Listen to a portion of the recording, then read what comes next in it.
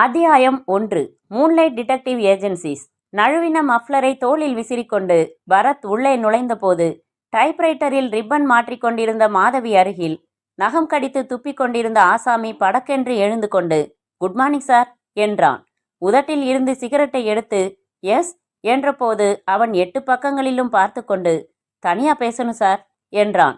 Wait என்று பரத் தன் அறைக்கு வந்தான். ரவி மேஜை மேல் ஏறி நின்று சுவாமி படத்திற்கு பூ போட்டு கொண்டிருந்தான். பரத் அமர்ந்து இன்டர்காமில் மாதவியிடம் அந்த ஆளை வர சொல்லு, சுருட்டு நாத்தம் தாங்கல என்றான். ரவி கீழே இறங்கி வாடின பூவை இலையில் பொட்டலமாக கட்டிக்கொண்டு மேடம் ஃபோன் செஞ்சாங்க, 1 மணி நேரம் லேட்டா வராங்களா இன்னைக்கு, என்னவா சொல்லல என்று மேஜை மேலிருந்து அவனது சிகரெட் பாக்கெட்டை திறந்து பார்த்துவிட்டு வாங்கிட்டு வர வேண்டியதில்ல என்று தனக்கே சொல்லிக்கொண்டு வெளியேறினதும் அந்த ஆசாமி வேட்டி முனையால் வாய் துடைத்து கொண்டே உள்ளே வந்தான். ஜமுக்கால கோடுகளுடன் உள்ராயர் தெரிந்தது. உக்காந்துக்கட்டுமா? அமர்ந்து கொண்டு பேண்ட்டு சொக்கா போட்டுக்கிட்டு ஒரு பொண்ணு இருக்கும்னு சொன்னாங்களே, பேண்ட்டு சொக்காயோட பொண்ணை பார்க்கணுமா? கீழே இறங்கி போய் ரோட்டோரமா நில்லு, நிமிஷத்துக்கு 10 பார்க்கலாம். அது இல்லைங்க சார், பரத்து சுசீலான்னு இங்க.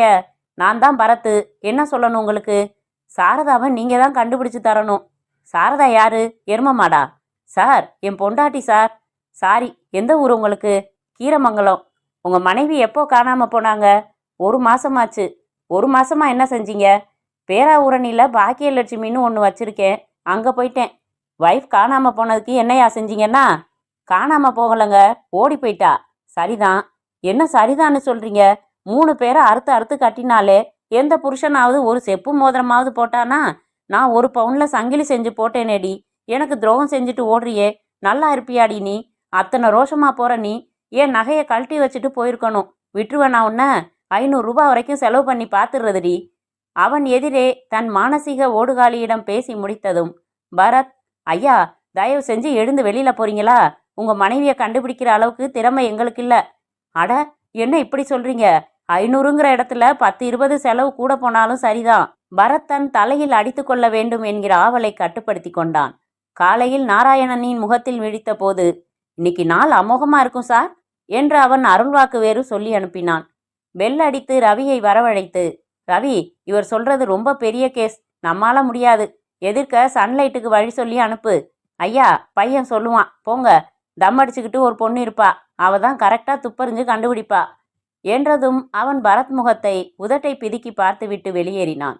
பரத் பெருமூச்சு விட்ட போது டெலிஃபோன். ஹலோ எம்டிஏ சார், என் பேர் பர்வதவர்த்தினி. சந்தோஷம் மேடம், நாங்கள் என்ன விதத்தில் உதவியாக இருப்போம்? எனக்கு ஒரு விஷயம் கண்டுபிடிச்சி சொல்லுவீங்களா? அதுக்கு தான் இருக்கோம். யாரை காணோம்? எல்லாரும் இருக்காங்க. இந்த மாதம் கரண்ட்டு பில்லு வழக்கத்தை விட 1/2 மடங்கு அதிகமாக வந்திருக்கிறது ஒரே மர்மமாக இருக்குது. ஏன் இந்த தடவை இவ்வளவு கரண்ட்டு பில்லு வந்துச்சுன்னு கொஞ்சம் நீங்கள் ராங் நம்பர் என்று வைத்த பரத் வீட்டிற்கு போனதும் நாராயணனை உதைப்பது என்று தீர்மானித்தான். சுசீலா வெள்ளை பேண்ட் வெள்ளை டிஷர்ட்டில் உள்ளே நுழையும் போது பரத் ஒரு விசாரணையை வாக்மேன் டேப்பில் போட்டு கண்மூடி கேட்டுக்கொண்டிருந்தான். ஏன் லேட்டு சுசி? டயர் பஞ்சர் ஆகி காற்று இறங்கிடுச்சு, ஃபோன் செஞ்சேனே. தேவராஜோட விசாரணையில் ஒரு பாயிண்ட்டை மிஸ் பண்ணிட்டோம். மேனகா தன் சிஸ்டர்னு சொன்னாலே ஒழிய சொந்த சிஸ்டரா இல்லை சிஸ்டர் முறையான்னு சொல்லலை. மேனகா அவனோட சொந்த சிஸ்டர் இல்லைன்னு வச்சு பார்த்தா கேஸ் கிட்டத்தட்ட ஓவர். சுசீலா தன் குளிர் கண்ணாடியை நீக்கிவிட்டு நாற்காலியில் அமர்ந்தாள். பரத், இவ்வளவு சீக்கிரம் கேஸை முடிக்க வேணாம். ஏன்? சொல்லிக்கிற மாதிரி கைவசம் வேற பெரிய கேஸ் எதுவும் இல்லை. யார் சொன்னது? இன்னைக்கு நான் வந்து உக்காந்ததுமே 2 கேஸை நிராகரிச்சேனேடிய. ஏன்? 500 ரூபாய் தருவானா? கேட்டா 10-20 சேர்த்து தருவானா? ஏற்கனவே 3 பேரை கல்யாணம் பண்ணி பிரிஞ்சு 4வதா இவனை கட்டிக்கிட்டு ஓடி போயிட்டவளை தேடணுமா? இது தேவல. கரண்ட் பில்லு ஏன் அதிகமாச்சுன்னு கண்டுபிடிக்க சொல்றா ஒருத்தி. போற போக்க பார்த்தா என் பனியனை காணோம், பேனா மூடிய காணோம்னு வந்துருவாங்கன்னு நினைக்கிறேன். ரவி உள்ளே வந்து, சார் ஒரு பெரியவர் வந்திருக்காரு, அவர் பொடிமட்டையை காணாமா? பரத், சும்மா இருங்க, ரவி அவர் வர சொல்லு என்றாள் சுசீலா தன் கூந்தல் அலைகளை பின்னால் தள்ளிக்கொண்டு.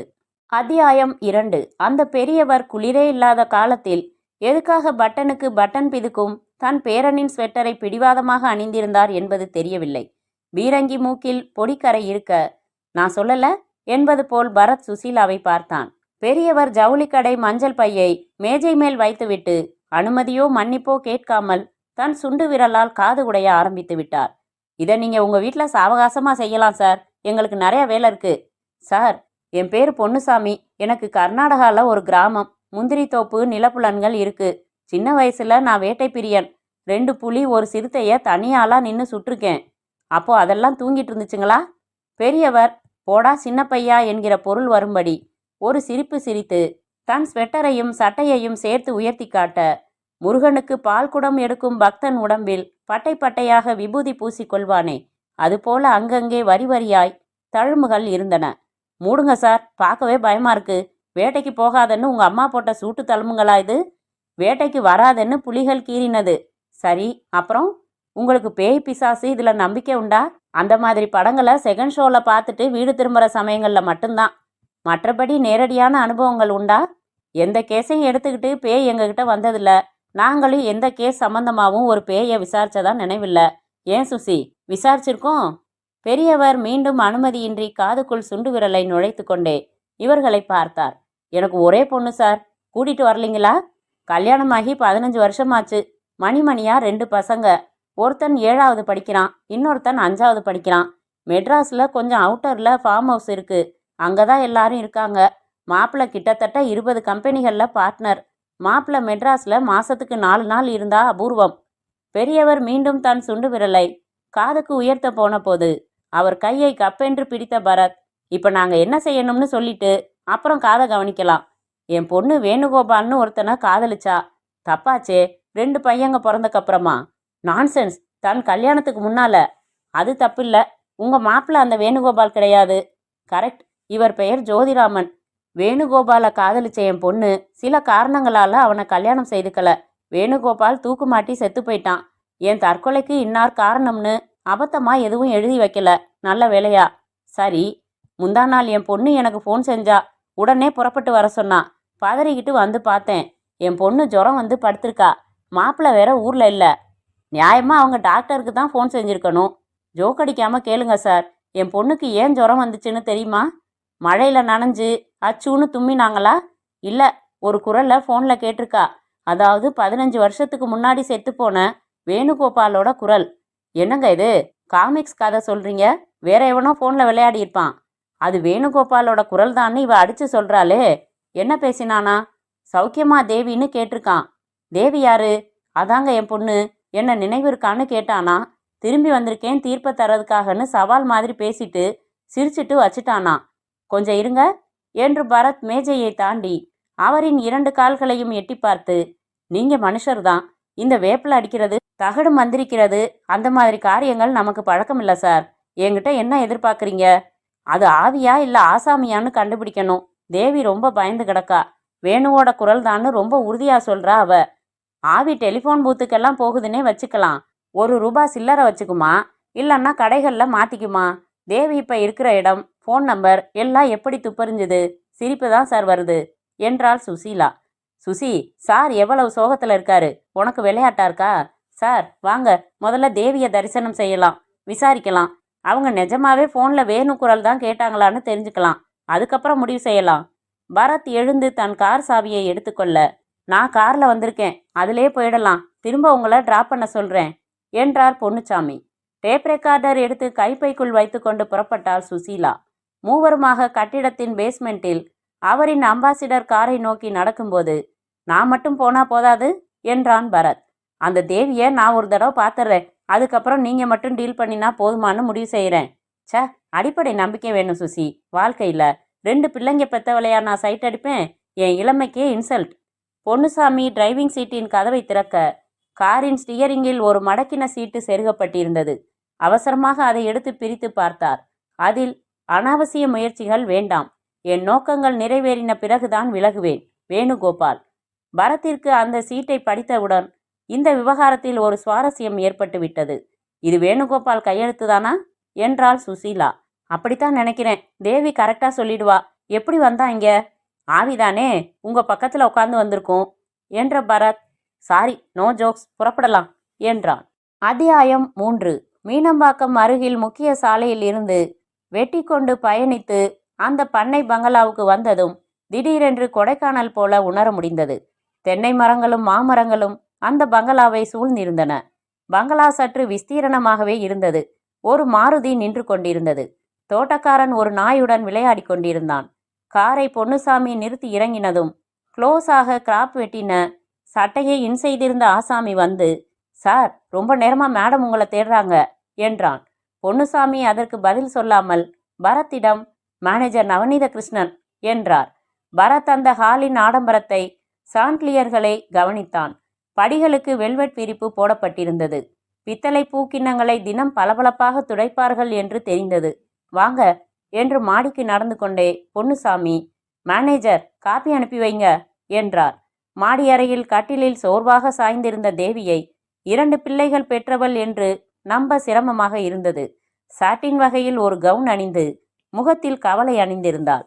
வசதியான ஆசனங்களில் இவர்கள் அமர்ந்ததும் பொன்னுசாமி அறிமுகப்படுத்தி வைத்தபோது அபிநயமாக கை குவித்தது சற்று செயற்கையாக இருந்தது. அப்பா சொன்னாரா? ஃபோனில் கேட்டதுலேருந்து எனக்கு தூக்கமே இல்லை. என்னைக்கு கேட்டீங்க மேடம்? முந்தா நாள் சாயங்காலம். கரெக்டாக என்ன பேசினான்னு நினைவிருக்குதா? சௌக்கியமா தேவி என்ன நினைவிருக்குதான்னு கேட்டான். எனக்கு புரியலை, யாருன்னு கேட்டேன். வேணுகோபால் பேசுகிறேன் தேவின்னதும் எனக்கு தூக்கி வாரி போட்டுது. அதே குரல். 2 வருஷம் பழகினவனாச்சே, மறக்க முடியுமா? சரி, வேற என்ன சொன்னா? திரும்பி வந்திருக்கேன் தேவி, உங்களுக்கெல்லாம் தீர்ப்பு தரதுக்காகன்னா தயாராயிருன்னு சொல்லி வச்சுட்டான். இந்த லெட்டரை பாருங்க. காரின் ஸ்டீரிங்கில் செருகியிருந்த கடிதத்தை அவளிடம் காட்டினான் பரத். இது வேணுகோபால் கையெழுத்து தானா? தேவி அந்த சீட்டை பார்த்ததுமே உடனே தன் நெஞ்சை பிடித்து கொண்டாள். இது வேணுவோட கையெழுத்து தான். எனக்கு பயமா இருக்கு.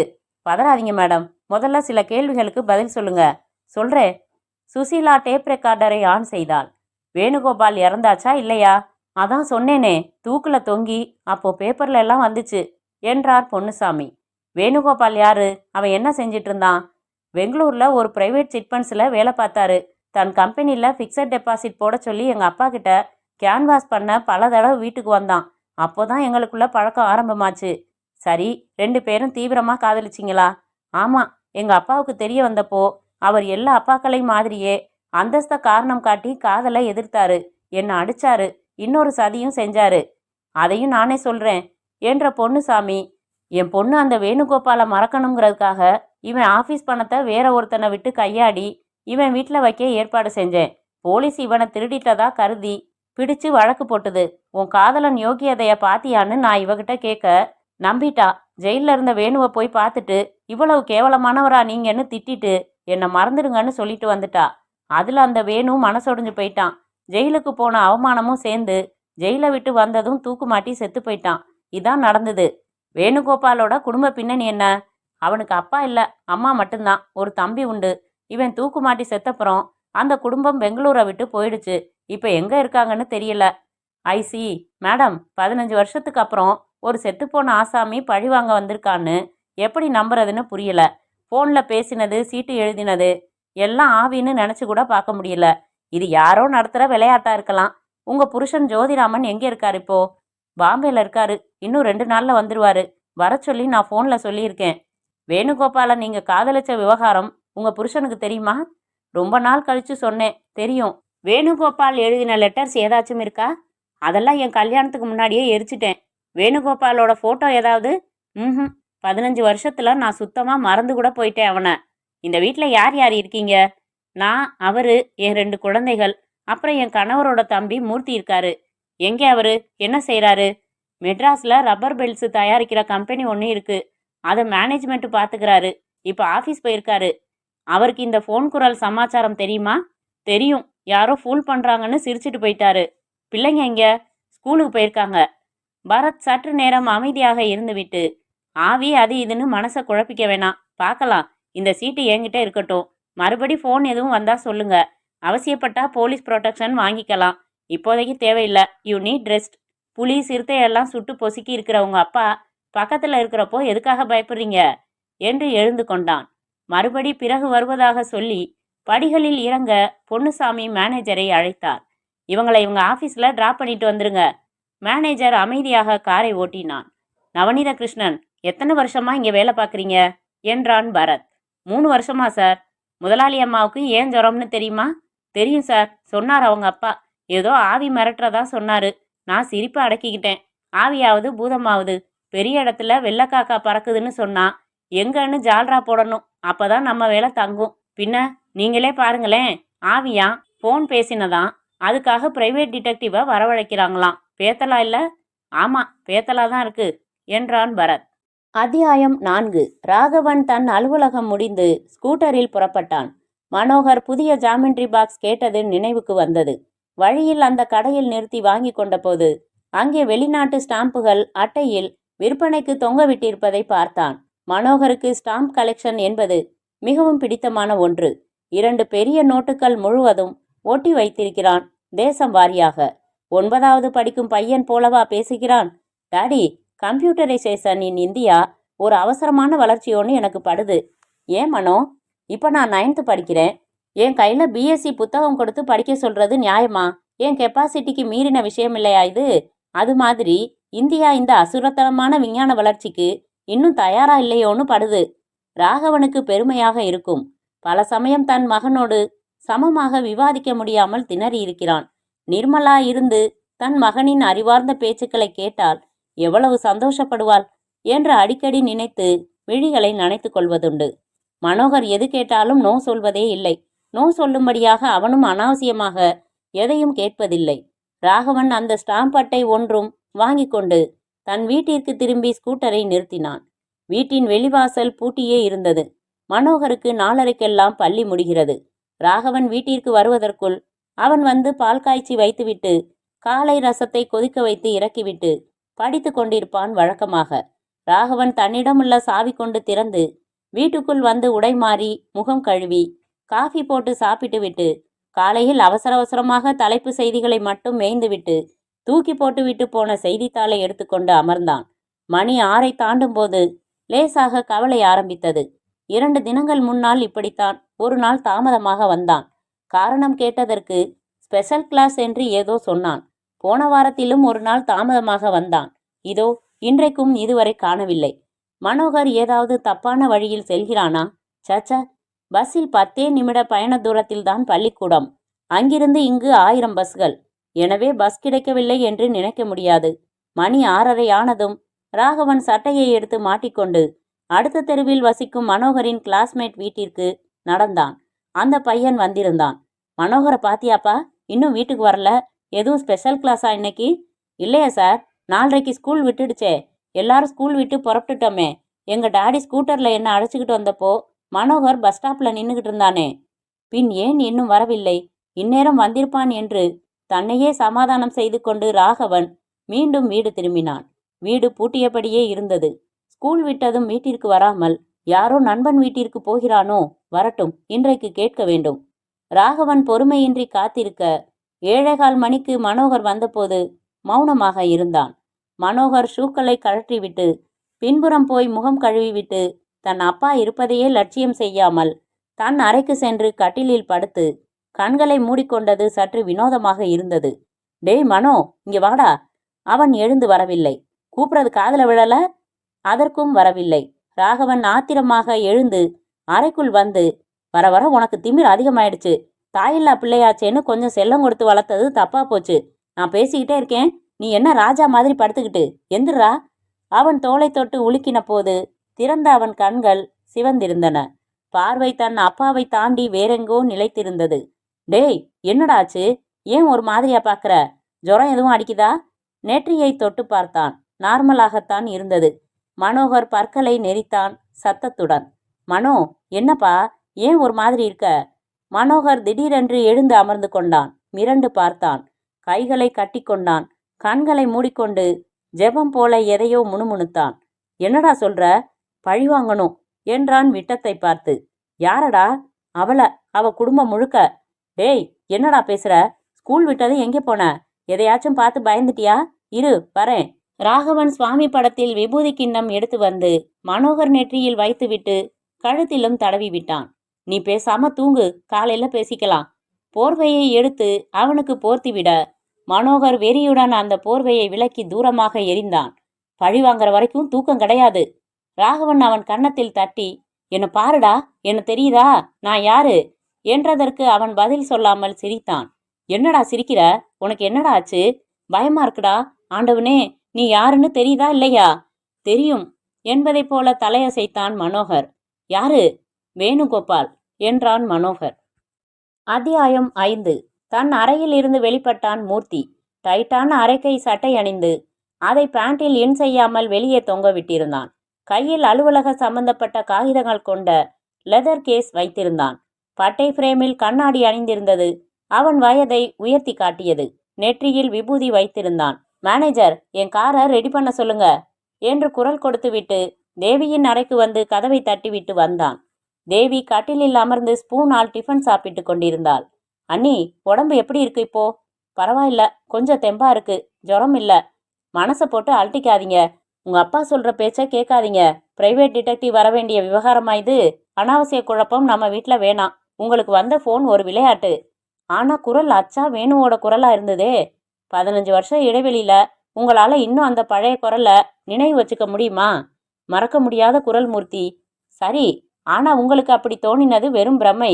அதே கையெழுத்துல ஒரு மிரட்டல் சீட்டு கார்ல செருகி இருந்ததா நேத்து அப்பா எடுத்து காட்டினாரு. எங்கே அது? அதை பரத் வச்சிருக்காரு.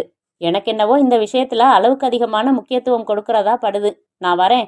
மூர்த்தி தேவியின் அறையிலிருந்து வந்து படிகள் இறங்கின போது கூடத்தில் 2 மாந்திரிகர்கள் அமர்ந்து தங்கள் பையில் இருந்து விதவிதமான பொருள்களை எடுத்து வெளியில் வைத்து கொண்டிருக்க, மேனேஜர் என்று கத்தினான் Murthy. What is going on here? Navaneetha Krishnan பவ்யமாக வந்து, சார், ஊர்ல இருந்து வந்திருக்கிற மேடத்தோட அப்பாவோட ஏற்பாடு. ஆவிக்கு சாந்தி செய்ய போறாங்களாம். நான்சென்ஸ். எங்கே அவரு? இவங்க கேட்ட பொருள் எல்லாம் வாங்க கார் எடுத்துக்கிட்டு போயிருக்காரு. Ask them to quit the place. மேடமும் சம்மதிச்சுதான். என்ன எடவியா நடக்குது இந்த வீட்ல? வெளியில தெரிஞ்சா அவனவன் சிரிப்பான். நான் போறேன். அண்ணா எப்போ வராரு? நாளைக்கு காலையில. மூர்த்தி வெளியே வந்ததும் அவன் காரின் டிரைவர் கதவு திறந்து விட பின் சீட்டில் அமர்ந்து கொண்டான். புறப்படும் முன் பொன்னுசாமி அம்பாசிடரில் வந்து நிற்க இவனும் நிறுத்த சொல்லி இறங்கினான். ஏமாமா, இது உங்களுக்கே நல்லா இருக்கா? சின்ன மாப்பிள்ளைக்கு என்ன கோபம்? ஆவி விரட்ட ஒரு கும்பலை கொண்டாந்து உட்கார வச்சிருக்கீங்களே. ஆவி விரட்ட இல்ல மாப்பிள்ள, அதை யாரும் விரட்ட முடியாது. அதுக்கு சாந்தி செய்ய. விட்டா சாந்தி கல்யாணமே செஞ்சிருவீங்களே. திஸ் இஸ் 1989 மாமா. ஆமா, அதுக்காக ஆவிகள் கிடையாதுன்னு ப்ரூவ் ஆயிடுச்சா? உண்டுங்கிறதுக்கு தான் ஏராளமான சம்பவங்கள் இருக்கு. நமக்கு நல்லா தெரியும். வேணுகோபால் நிறைவேறாத ஆசையோட துர்மரணத்தை சந்திச்சான். அதனால அவன் ஆவி இப்போ விளையாட்டு காமிக்கிறது நியாயம். 15 வருஷமா அது தூங்கினுச்சா புளிய மரத்துல? அட போங்க மாமா, அண்ணனுக்கும் இதெல்லாம் பிடிக்காது. வந்து சத்தம் போட போறாரு பாருங்க. மூர்த்தி தன் காரில் ஏறிக்கொண்டான். நீங்க இந்த காலத்து பிள்ளைங்க, நம்ப மாட்டீங்க என்று பொன்னுசாமி வீட்டுக்குள் பையுடன் சென்றார். அத்தியாயம் 6. மனோகர் என்று நர்ஸ் அழைத்தாள். பெஞ்சில் அமர்ந்திருந்த ராகவன் எழுந்து கொண்டு, வாடா என்று அருகில் அமர்ந்திருந்த மனோகரை உசுப்ப அவன் யாரையோ போல் அமர்ந்து தன் நகங்களை பார்த்து கொண்டிருந்தான். வாடானா அவனை வலுக்கட்டாயமாக இழுத்து கொண்டுதான் டாக்டரின் அறைக்குள் செல்ல வேண்டியிருந்தது. பொம்மை போல நடந்தான். டாக்டர் தன் எம்டி பட்டத்தை பிரேம் செய்து மாட்டி வெங்கடாஜலபதியோடு அதற்கும் கதம்பம் போட்டிருந்தார். ஏராள தொந்தியோடு தாராள வழுக்கையோடு சுழல் நாற்காலியில் திரும்பி, யாருக்கு என்றார். இவனுக்கு தான் சார், என் பையன். இப்படி உட்காருப்பா. என்ன பண்ணுது? ராகவன் தான் அந்த தனி ஸ்டூலில் தூக்கி உட்கார வைத்தான். சார், இப்போ கொஞ்ச நாளா ஒரு மாதிரியா நடந்துக்கிறான் டாக்டர். ஒரு மாதிரினா எப்படி? வெறிச்சு பார்க்கறான். சரியா சாப்பிட மாட்டேங்கிறான். பேசவே மாட்டேங்கிறான். ராத்திரி எப்போ எந்திரிச்சு பார்த்தாலும் கொட்டு கொட்டுன்னு முடிச்சுக்கிட்டு உட்காந்துருக்கான். ஐசி. டாக்டர் மனோகரை டெம்பரேச்சர் பார்த்தார். துடிப்பு பார்த்தார். ஸ்டெத் வைத்து மார்பு முதுகு என்று ஒத்தினார். டார்ச் அடித்து கண்களை தொண்டையை பார்த்தார். ஜுரம் எதுவும் வந்துதா? இல்ல டாக்டர். எதையாச்சும் பார்த்து பயந்துட்டானா? அப்படிதான் நினைக்கிறேன் டாக்டர். சாதாரணமா இவன் நல்ல இன்டெலிஜென்ட் டாக்டர். எனக்கு ரொம்ப கவலையா இருக்கு. Nothing to worry. என்னப்பா தம்பி, உன் பேர் என்ன? அமைதியாக இருந்தான் மனோகர். டாக்டர் கேட்குறாருல, சொல்றா. விரட்டாதீங்க சார். பொதுவாகவே குழந்தைகளை விரட்டக்கூடாது. அதுலேயும் உடல்நிலை சரியில்லாதப்போ விரட்டவே கூடாது. சொல்லுங்க தம்பி, what is your name? Venugopal என்றான் மனோகர். டாக்டர் பிரிஸ்கிரிப்ஷன் காகிதத்தில் வேணுகோபால் என்று எழுத, இல்ல டாக்டர், இவன் பேர் மனோகர். பின்ன ஏன் வேணுகோபால்னு சொல்றான்? அதான் எனக்கும் தெரியல டாக்டர். வீட்லேயும் ஒவ்வொரு தடவை வேணும்னு சொல்றான். சம்பந்தம் இல்லாம பேசுறான். உன் வயசு என்னப்பா? 26 என்றான் மனோகர். பாத்தீங்களா டாக்டர்? ஏன் தம்பி பொய் சொல்ற? இல்ல, நிஜம்தான் சொல்றேன். வீட்டில் சம்மதம் இல்லாம ஏதோ பேசினான்னு சொன்னீங்களே, என்ன அது? யாரையோ பழி வாங்கணும்னு சொல்றான். அப்படியா தம்பி? ஆமா. யாரை பழி வாங்கணும்? அவளை, அவ குடும்பத்தையே பழி வாங்கணும். அவளைன்னா யாரு? எனக்கு துரோகம் செஞ்சவ. நான் செத்து போக காரணமாயிருந்தவ. தூக்குல தொங்கி பார்த்தாதான் அந்த வழி தெரியும். கடக்குன்னு கழுத்துல எலும்பு முறியும், நாக்கு வெளியில தள்ளும். டாக்டர் இதுவரை சற்று அலட்சியமாக கேட்டுக்கொண்டிருந்தவர் நிமிர்ந்தார். தம்பி, ஏன் இப்படியெல்லாம் பேசுற? நீ உயிரோட தானே இருக்க. எதுக்காக செத்து போயிட்டதா சொல்ற? அது அப்படித்தான். மர்ம கதைகள் நிறைய படிப்பானா பையன்? எல்லா கதைகளும் படிப்பான். தம்பி, நான் எழுதி தர மாத்திரையெல்லாம் சாப்பிட்றியா? மனோகர் பதில் பேசாமல் என்று இருந்தான். சார், ஏதோ ஒரு விஷயம் உங்க பையன் மைண்ட்ல ஸ்ட்ராங்கா டிஸ்டர்ப் செய்யுது. அவனை பள்ளிக்கூடத்துக்கு ஒரு வாரம் அனுப்ப வேணாம். நல்லா ரெஸ்ட் எடுக்கட்டும். குறிப்பா மென்டல் ரெஸ்ட் வேணும். மாத்திரைகள் எழுதி தரேன், பார்க்கலாம். 4 நாள் கழிச்சு கூட்டிட்டு வாங்க. பெருசா கவலைப்பட வேணாம், சரியாயிடுவான். ராகவன் கவலையோடு எழுதி வாங்கி கொண்டு பையனை கூட்டிக் கொண்டு வெளியே வந்து மருந்து கடையில் சீட்டு கொடுத்து விட்டு காத்திருந்த போது மனோகர் கைகளை கட்டிக்கொண்டு பிளாட்பாரத்தை வெறித்தான். ராகவன் விரல்களால் சுரண்டி அழைத்தான். என்னடா? எனக்கு அது வேணும். எது? மனோகர் அவன் கைப்பிடிப்பில் இருந்து தன்னை விடுவித்து கொண்டு ஓடி பிளாட்பாரத்தில் ரெக்சின் ஷீட் விரித்து அடுக்கியிருந்த பொருள்களில் அந்த நீளமான கத்தியை கையில் எடுத்துக்கொண்டு இது என்றான். டேய், அது வைடா கீழ. ராகவன் அதட்ட மனோகர் மறுத்தான். அவன் கையில் இருந்து வலுக்கட்டாயமாக பிடுங்கி கடைக்காரனிடம் ஒப்படைத்துவிட்டு விலக்கி அழைத்து சென்ற ராகவனுக்கு டாக்டர் சொன்னபடி இவன் சரியாகி விடுவானா என்று சந்தேகமாக இருந்தது. அத்தியாயம் 7. அம்மா, நாங்க ஸ்கூலுக்கு போயிட்டு வரோம் என்றான் திவாகர், தேவியின் பெரிய பையன். அருகில் சிறியவன் சுதாகரும் யூனிஃபார்மில் நின்றான். இங்க வாடா சுதா, தலை களைஞ்சிருக்கு பாரு என்ற தேவி சீப்பெடுத்து அவளே சரியாக சீவி விட்டாள். அவன் கன்னத்தில் முத்தமிட்டதற்கு சங்கோஜமாக நெளிந்தான். போங்க, நேரமாச்சு. அம்மா, தயங்கினான் திவாகர். என்னடா? நேத்து பழனியப்பன் கிளாஸுக்கு ஒரு எலக்ட்ரானிக் கேம் எடுத்துட்டு வந்திருந்தான். பர்மா பஜார்ல அவங்க அப்பா வாங்கிட்டு வந்து தந்தாராம். 400 ரூபாயாம். எனக்கு ஒன்று வாங்கி தரியா? அண்ணனுக்கு வாங்கி தந்தா எனக்கும் ஒன்று வாங்கி தரணும். ஈவினிங் நானே வரேன். உங்களை பர்மா பஜார் அழைச்சிட்டு போய் ஆளுக்கு ஒன்று வாங்கி தரேன். ஓகே? ஸ்வீட் மம்மி என்றனர் இருவரும். 2 பேரையும் காருக்குள் உட்கார வைத்து டிரைவர் ஸ்டார்ட் செய்ததும் கார் மறையும் வரை பால்கனியில் நின்று பார்த்தாள் தேவி. என்னம்மா தேவி, நான் ஊருக்கு புறப்படட்டுமா? என்னப்பா நீங்க, இன்னைக்கு உங்க மாப்பிள்ள வர்றாரு, அவரை பார்க்கலையா? அதுவும் இல்லாம எனக்கு உடம்பு தேரிச்சே ஒழிய மனசுல பக்கு பக்குன்னு தான் இருக்கு. அந்த கவலையே உனக்கு வேணாம். நேத்து தான் ஆவிக்கு பரிகாரம் பண்ணியாச்சே, இனி எந்த தொந்தரவும் இருக்காது. தேவி மேனேஜரை அழைத்து, எத்தனை மணிக்கு பாம்பே ஃப்ளைட் வருது? ஏர்போர்ட்டுக்கு நீங்க போறீங்களா என்றாள். ஆமா மேடம், சின்ன வண்டி எடுத்துட்டு போய் சாரை ரிசீவ் பண்ணிட்டு வந்துடுறேன். மேனேஜர் ஃபியட் எடுத்துக்கொண்டு புறப்பட்டு சென்றான். பள்ளி முடிந்ததும் மர நிழலில் தங்கள் காருக்காக திவாகரும் சுதாகரும் காத்திருந்தார்கள். மனோகர் தன் நகத்தை கடித்து கொண்டே அந்த பள்ளிக்குள் நுழைந்தான். மற்றொரு கையை டவுசரின் பாக்கெட்டுக்குள் விட்டிருந்தான். நிதானமாக இவர்கள் இருவரையும் நோக்கி வந்தான். உன் பேர் திவாகர் தானே? ஆமா. உனக்கு எப்படி தெரியும்? உன் பேர் சுதாகர் தானே? அட ஆமா. நீ யாரு? உங்க அம்மாவை கேட்டா தெரியும். என்ன கேட்கணும்? வேணுகோபால் யாருன்னு கேட்கணும். அது யாரு? நான் தான். உங்க அம்மாவுக்கு ரொம்ப வேண்டப்பட்டவன். நீ ஏன் யூனிஃபார்ம் போடல? படிக்கலையா? முக்கியமான வேலைக்காக லீவ் போட்டிருக்கேன். வீட்டுக்கு போகலையா? கார் இன்னும் வரல. உங்க கார் வர்ற வரைக்கும் விளையாடலாமா 3 பேரும்? நான் வரல, யூனிஃபார்ம் அழுக்காயிடும் என்றான் திவாகர். நான் வரேன் என்றான் உற்சாகமாக சுதாகர். டேய் சுதா, இப்ப கார் வந்துடும், அதுக்குள்ள என்ன விளையாட்டு? உனக்கென்னடா வேணும், வா விளையாடலாம். மனோகர் சிரித்து சுதாகரின் கையை கோர்த்து கொண்டு, இங்க வேணாம், அப்படி போயிடலாம் என்று தனியாக அழைத்து செல்ல, சீக்கிரம் வந்துரு சுதா என்றான் திவாகர்.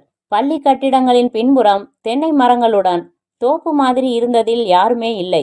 மனோகரும் சுதாகரும் நடந்து கொண்டிருக்க, என்ன விளையாட்டு விளையாடலாம் என்றான் சுதாகர். மோட்டார் வெளியில் பொருத்தின ஒரு அகலமான கிணற்றின் விளிம்பிற்கு இருவரும் வந்து நின்றனர். உனக்கு நீச்சல் தெரியுமா சுதாகர் என்றான் மனோகர். கண்ணாமூச்சி விளையாடுறப்போ கண்ணை கட்டிக்குவோம் தானே, அதே மாதிரி ஒரு புதுமையான விளையாட்டு விளையாடலாம். இந்த விளையாட்டுக்கு வாயை கட்டிக்கணும். வாயையா? ஆமா, கட்டிக்கிய சொல்றேன். மனோகர் கர்ச்சீஃப் எடுத்து சுதாகரின் வாயை கட்டினான். கட்டிவிட்டு அவன் பாக்கெட்டில் செருகியிருந்த பேனாவை எடுத்து கிணற்றுக்குள் போட்டான். குதிச்சு உன் பேனாவை எடுத்துக்கடா என்று சுதாகரை ஒரே தள்ளாக கிணற்றுக்குள் தள்ளிவிட்டான் மனோகர். வாயை கட்டியிருந்ததால் கத்த முடியாத சுதாகர் தண்ணீர் குடித்து கையை காலை உதறி மேலும் தண்ணீர் குடித்து திணறி ஒரு தரம் அவன் போராட்டத்தை எட்டி பார்த்துவிட்டு வேகமாக விலகி நடந்தான் மனோகர்.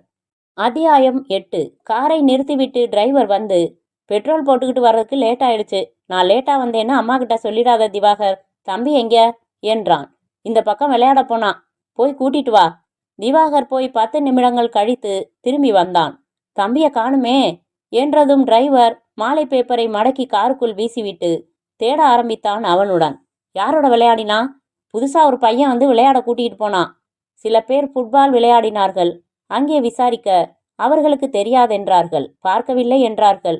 கிரவுண்டில் வேறு யாரையும் காணோம். தென்னை மரங்கள் இருந்த பகுதியில் அந்த கிணற்றில் தண்ணீர் எடுக்க வந்த தோட்டக்காரன் பரபரப்பாக குரல் கொடுக்க நிறைய பேர் ஓடி வந்தார்கள். டிரைவரும் திவாகரும் அங்கே ஓடினார்கள். அனைவரும் உள்ளே எட்டி பார்க்க சுதாகரின் சின்ன உடல் மிதந்து கொண்டிருந்தது. அடுத்த சில நிமிடங்களில் சிலர் உள்ளே குதித்து அந்த உடலை மேலே எடுத்து வந்து போட்டு உயிரில்லை என்று உணர்ந்தனர். ஏன் வாய் கட்டப்பட்டிருக்கிறது என்று புரியாமல் விழித்தனர். நிமிடங்களில் வீட்டுக்கு போய்விட்ட தலைமை ஆசிரியை திரும்பி வந்தாள். போலீஸுக்கு ஃபோன் செய்தால் டிரைவர் தயங்கி தயங்கி போனில் தன் வீட்டில் போன் எடுத்த மேனேஜரிடம் செய்தியை தெரிவித்தான். மயக்கம் போட்டு விழுந்த திவாகரை தலைமை ஆசிரியை அறையில் படுக்க வைத்திருந்தார்கள். ஜோதிராமனும் தேவியும் பொன்னுசாமியும் விரைந்து வந்தபோது போலீஸ் வந்திருந்தது. மலங்க மலங்க விழித்து கொண்டிருந்த திவாகரை நிறுத்தி நிதானமாக கேள்விகள் கேட்டார் இன்ஸ்பெக்டர் மாரியப்பன். அவரின் கிருதாக்களும் பின்னந்தலையும் மட்டும் நரைத்திருந்தது. கைகளில் பின்னி பின்னி நரம்புகள் ஓடின. அந்த பையன் எப்படி இருந்தான் தம்பி? ஏன் உயரம் இருப்பான்? உங்க ஸ்கூல்ல படிக்கிறவனா? இல்ல, யூனிஃபார்ம் போடல. நான் கூட கேட்டேன் படிக்கலையான்னு. அதுக்கு ஒரு முக்கியமான வேலைக்காக லீவ் போட்டிருக்கேன்னு சொன்னான். அவனா வந்து உங்ககிட்ட பேசினானா? ஆமா. உன் பேரு திவாகர் தானேன்னு சரியா கேட்டான். தம்பியையும் சுதாகர் தானேன்னு கேட்டான். நீ யாருன்னு கேட்டா உங்க அம்மாவை கேட்டா தெரியும், ரொம்ப வேண்டப்பட்டவன், பேரு வேணுகோபால்னு சொன்னான். கேட்டுக்கொண்டிருந்த தேவியின் கை தன் நெஞ்சை பிடிக்க ஒரு மிரட்சியோடு தன் அப்பாவை பார்த்தாள். அப்புறம் அப்புறம் எங்களை விளையாட கூப்பிட்டான். நான் வரலன்னுட்டேன். சுதா மட்டும் அவனோட போனான். அதுக்கப்புறம் அவங்கள நான் பார்க்கல. இன்ஸ்பெக்டர் மாரியப்பன் சற்று யோசித்து விட்டு, அவன் பேண்ட் போட்டிருந்தானா டவுசர் போட்டிருந்தானா என்றார். கருப்பு டவுசர் போட்டிருந்தான். லேசா மீசை இருந்துச்சு. என்ன கலர் சட்டை? கட்டங்கட்டமா போட்ட நீல கலர் சட்டை. கையில என்ன வச்சிருந்தான்? எதுவும் இல்ல. நகம் கடிச்சுக்கிட்டு இருந்தான். ஒரு கையை டவுசர் பாக்கெட்டுக்குள்ள விட்டுருந்தான். அவனை பார்த்தா அடையாளம் சொல்லுவியா? சொல்லுவேன். தேவி அங்கே கிடத்தப்பட்ட ஆம்புலன்ஸுக்காக காத்திருந்த தன் மகனின் உடல் அருகில் மண்டியிட்டு அழுது கொண்டிருந்தாள். கை கட்டி கண்கள் கலங்கி நின்ற ஜோதிராமன் அருகில் வந்தார் இன்ஸ்பெக்டர். உங்க பையன் கழுத்துல செயின் எதுவும் போட்டிருந்தானா? இல்ல சார். தடுமாறி கிணத்துல விழுந்துட்டதா சொல்ல முடியாது சார். ஏன்னா இது கொலை மாதிரி தெரியுது. உங்க பையன் வாயை கட்டி தள்ளி விடப்பட்டிருக்கான். இந்த கர்ச்சிப்பால தான் வாய் கட்டப்பட்டிருந்துச்சு. 6ன்னு சலவை மார்க்கு இருக்கு. இது உங்க வீட்டு கர்ச்சிப்பா? பையன் வச்சிருந்தானா? தேவி பார்த்து சொல்லேன் என்றான் ஜோதிராமன். அவ தான் குழந்தைகளை கவனிச்சுக்கிறது. நான் சரியா ஊர்ல இருக்கிறதில்ல. இன்னைக்கு காலையில தான் பாம்பேல இருந்து வந்தேன். தேவி அந்த கர்ச்சீஃபை பார்த்துவிட்டு மறுத்து தலையசைத்தாள். இது எங்க வீட்டுது இல்ல. வேணுகோபால்னு தன்னை சொல்லியிருக்கானே, அப்படி யாரையாச்சும் பையனை தெரியுமா உங்களுக்கு? சார் நான் சொல்றேன் என்றார் பொன்னுசாமி. நான் பையனோட தாத்தா. என் பேரனை கொலை செஞ்சது சின்ன பையன் இல்ல சார். அந்த பையனை நீங்க எங்க தேடினாலும் கிடைக்க மாட்டான். ஏன்னா அவன் செத்துப்போன வேணுகோபாலோட ஆவி. என்னது? முகத்தை சுளித்தார் இன்ஸ்பெக்டர் மாரியப்பன். பொன்னுசாமி தான் ஊரிலிருந்து போன் செய்து வரவழைக்கப்பட்டதில் ஆரம்பித்து சொல்ல துவங்கினார்.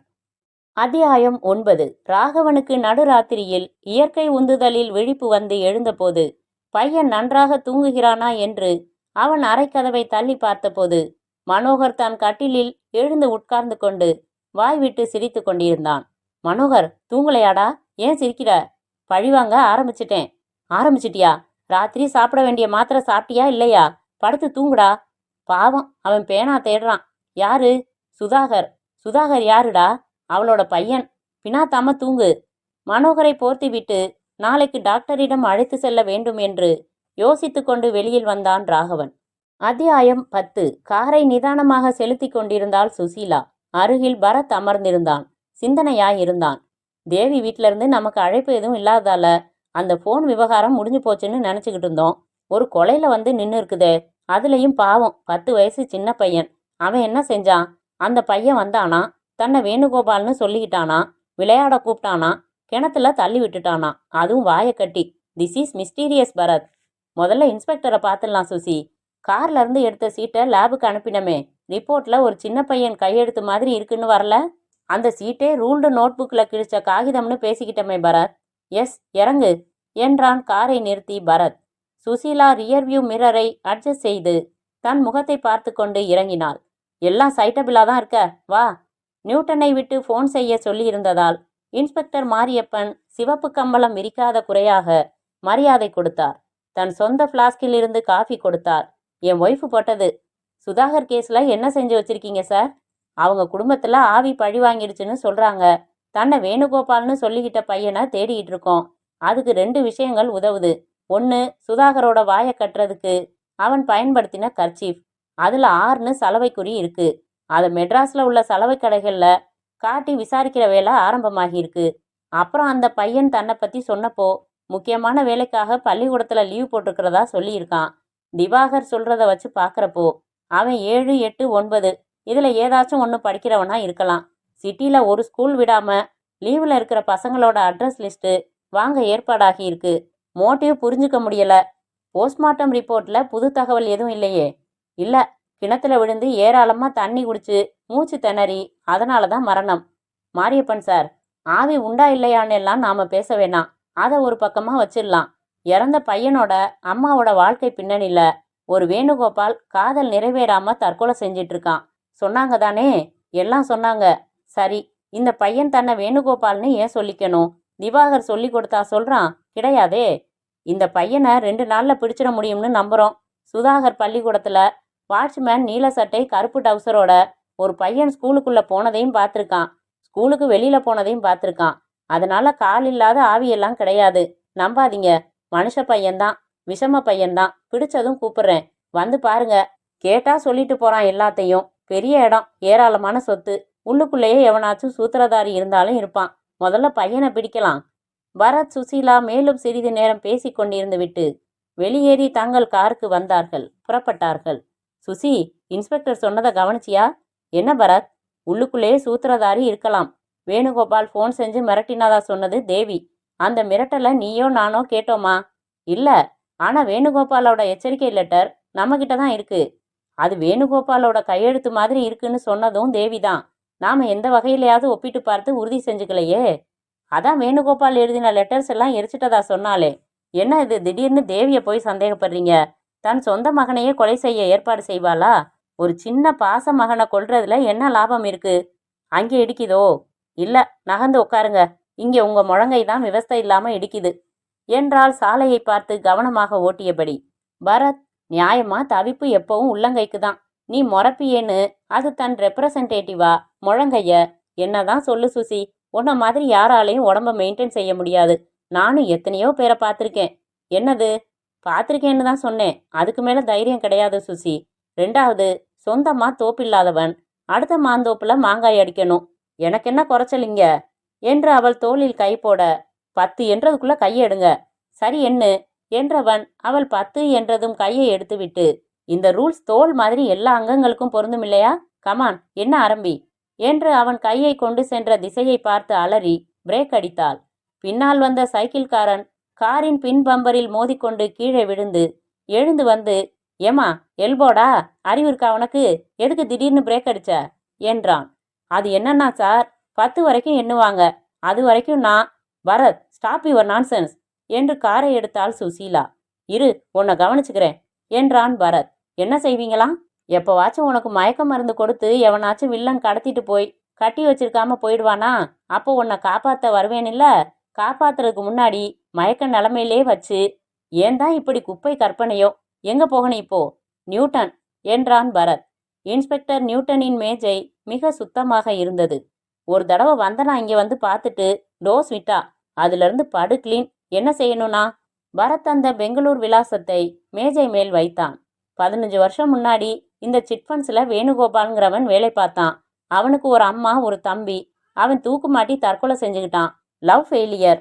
இப்போ அவன் அம்மாவும் தம்பியும் எங்கே இருக்காங்கங்கிற தகவல் வேணும். வேணுகோபால் தற்கொலை தான் செஞ்சுக்கிட்டானா இல்லை அந்த கேஸில் போலீஸுக்கு எதுவும் சந்தேகம் உண்டான்னு தெரியணும். கர்நாடகா போலீஸோட ஒத்துழைப்பு வேணும். நாம் ஒரு ஆஃபீஸரை டெப்யூட் பண்ணி அனுப்பி வைக்க முடியுமான்னு கமிஷனரை கேட்டு பார்க்குறேன். ஸ்கூல் பாய் கொலையில் அந்த ஆவி கதையை நம்புறீங்களா?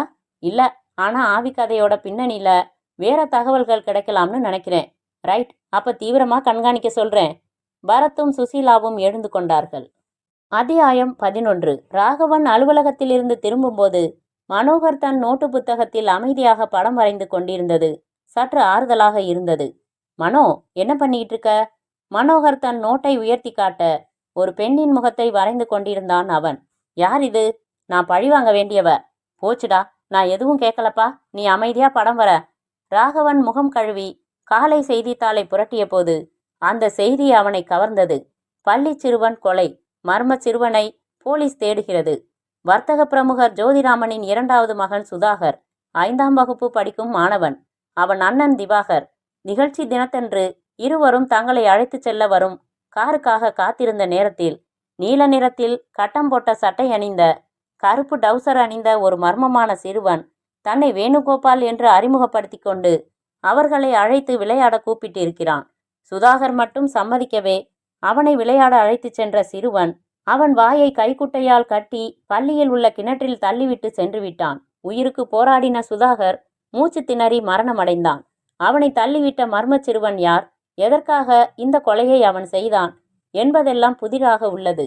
போலீசார் அவன் உபயோகித்த கைக்குட்டையில் ஆர் என்று இனிஷியல் இருப்பதாகவும் அதை வைத்து தீவிரமான விசாரணைகளில் இறங்கியிருப்பதாகவும் தெரிவித்தனர்.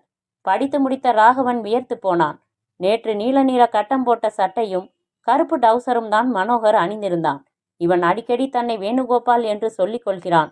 நேற்று நடுராத்திரியில் சிரித்து பழிவாங்க ஆரம்பித்து விட்டேன் என்றானே. யாரோ சுதாகர் பாவம் பேனா தேடுகிறான் என்றானே. பேப்பரில் இறந்த பையன் பெயர் சுதாகர் என்று போட்டிருக்கிறதே. இவனா? இதில் குறிப்பிட்டுள்ள மர்ம சிறுவன் என் மனோகரா? ஆண்டவா, இவன் எதற்காக சம்பந்தமில்லாமல் ஒரு கொலையை செய்ய வேண்டும்? என்ன ஆயிற்று இவனுக்கு? ராகவன் பேப்பரை எடுத்துக்கொண்டு மனோகர் அருகில் சென்று அமர்ந்து அவன் தலையை பரிவுடன் தடவி கொடுத்து, ஏம்பா, நேத்து சுதாகருங்கிற பையனை பள்ளிக்கூடத்துல கிணத்துல தள்ளி விட்டுட்டியா? மனோகர் ராகவனை நேராக முறைத்தான். சொல்லுடா, நீ தள்ளி விட்டியா? யார்கிட்டையும் சொல்லிடாத. அட பாவி, அப்ப நீதான் தள்ளி விட்டியா? ஆமா, பழிவாங்கல் ஆரம்பம். உனக்கு தெரியாது, கம்முனு இரு. ராகவனுக்கு பகீர் என்றது. என்ன பேசுகிறான் இவன்? ஐயோ, இவன் மனநிலை சரியில்லாத நிலையில் ஒரு கொலையை செய்துவிட்டு வந்திருக்கிறானே. இவனை பிடித்து எதுவோ ஆட்டுகிறதே. இப்போது நான் என்ன செய்ய வேண்டும்? போலீசில் சொன்னால் இவனை பிடித்து கொண்டு போய்விடுவார்களே. எந்த நிலையில் செய்திருந்தாலும் குற்றம் குற்றம்தானே, விட்டு விடுவார்களா? மனநிலையை சரிப்படுத்த அதற்கான தண்டனையாக சிறையில் அடைத்து விடுவார்களே. இவன் எதிர்காலமே போய்விடுமே. ஒரு பெரிய கம்ப்யூட்டர் என்ஜினியராக வரவேண்டும் என்று கனவுகள் வைத்திருக்கிறானே. இவனுக்கு என்ன ஆகிவிட்டது? ஒரு நல்ல மனநோய் வைத்தியரிடம் அழைத்து சென்று காட்ட வேண்டும். போலீசிடம் இவனை மாட்டிக்கொள்ள விடமாட்டேன். இவன் அறியாதவன், தெரியாமல் குற்றம் செய்துவிட்டான். அதற்காக இவன் வாழ்க்கையையே தண்டிப்பதில் நியாயமில்லை. ராகவனுக்கு டாக்டர் சக்கரவர்த்தி நினைவுக்கு வந்தார். இதே ஏரியாவில் கிளினிக் வைத்துள்ள மனநோய் மருத்துவர். பழக இனிமையானவர். ஒருமுறை ராகவன் தன் பக்கத்து வீட்டுக்காரரின் பையனை அழைத்து கொண்டு சென்று காட்டியிருக்கிறான். அந்த பையன் ராத்திரியெல்லாம் திடீர் திடீர் என்று அழுது கொண்டிருந்தான். 2 மாத வைத்தியத்தில் அதை சரி செய்து விட்டார். அவரிடம்தான் செல்ல வேண்டும். சில விஷயங்களை மறைத்துதான் சொல்ல வேண்டும். அத்தியாயம் 12. டாக்டர் சக்கரவர்த்தி சதுரமுகத்தில் நெற்றியில் திரிசூர்ணமிட்டிருந்தார். தலையில் பஞ்சு மிட்டாய் பரப்பினது போல வெள்ளை முடிகளுக்கு நடுவே எண்ணெய் மின்னும் வழுக்கை தலை. தேன் கலரில் ஃப்ரேம் போட்ட கண்ணாடி வழியாக அவர் கண்கள் 2 மடங்கு பெரிதாக தெரிந்தது. நெக்ஸ்ட் என்று அவர் குரல் கொடுத்ததும் ராகவன் மனோகரை அழைத்து கொண்டு உள்ளே வந்தான். ஹலோ டாக்டர் என்று சிரித்தான் மனோகர். ஹலோ மை பாய் என்றார் டாக்டர். டேய், டாக்டர் தெரியுமா உனக்கு? நல்லா தெரியும் என்றான். என் பேத்தி இவன் ஸ்கூல்ல தான் படிக்குது. பல தடவை ஸ்கூல்ல பார்த்துருக்கேன் இவனை. பிரைட் பாய், சடசடன்னு பேசுவான். என்ன ப்ராப்ளம் என்றார் டாக்டர். டாக்டர், இப்போ கொஞ்ச நாளா இவன் நார்மலா இல்ல. தன்னை வேணுகோபால்னு சொல்லிக்கிறான். யாரையோ பழி வாங்கணும்னு சொல்றான். பழிவாங்க ஆரம்பிச்சிட்டேன். நம்பர் 1 சுதாகர். டேய், நீ சும்மா இருடா, நான் சொல்றேன். பையனை அதட்டாதீங்க, அவன் பேசட்டும். ஒன்று செய்யுங்க, நீங்க கொஞ்ச நேரம் வெளியில இருங்க. நான் உங்க பையன் கூட தனியா பேசுறேன். மறுபடி நான் உங்களை கூப்பிட்றப்போ வரலாம். ராகவன் தயங்கினான். இவன் பாட்டிற்கு சுதாகரை கிணற்றில் தள்ளிவிட்டதை எல்லாம் சொல்லி விடுவானே. கமான், வெளியில போங்க. பையனோட பிரச்சனை என்னன்னு பேசி பார்த்து நானே தெரிஞ்சுக்கிறேன். அப்பதான் சரியா வைத்தியம் பண்ண தோதா இருக்கும். தயக்கமாக எழுந்து கொண்ட ராகவன், டாக்டர் தத்து பித்துன்னு கண்டதையும் உளறான். எல்லாத்தையும் நீங்க நம்ப வேணாம் என்றான். சக்கரவர்த்தி தன் ஒரு தங்கப்பல் தெரிய சிரித்து, எதை நம்பணும் எதை நம்பக்கூடாதுன்னு நான் பார்த்துக்கிறேன் சார் என்றார். படபடக்கும் இதயத்தோடு ராகவன் அந்த அறைக்கு வெளியே வந்து முன்புறம் இருந்த புல்வெளியில் உலாவ ஆரம்பித்தான். கிட்டத்தட்ட அரை மணி நேரத்திற்கு பிறகு கம்பவுண்டர் பெல் மூலம் உள்ளே அழைக்கப்பட்டு பிறகு அவர் வந்து ராகவனை அழைத்தார். ராகவன் உள்ளே வந்தான். தம்பி மனோகர், நீ கொஞ்சம் வெளியில விளையாடிட்டு இருப்பா. என்ன டாக்டர் சார், நீங்களே மறந்துட்டீங்க. என் பேர் வேணுகோபால்.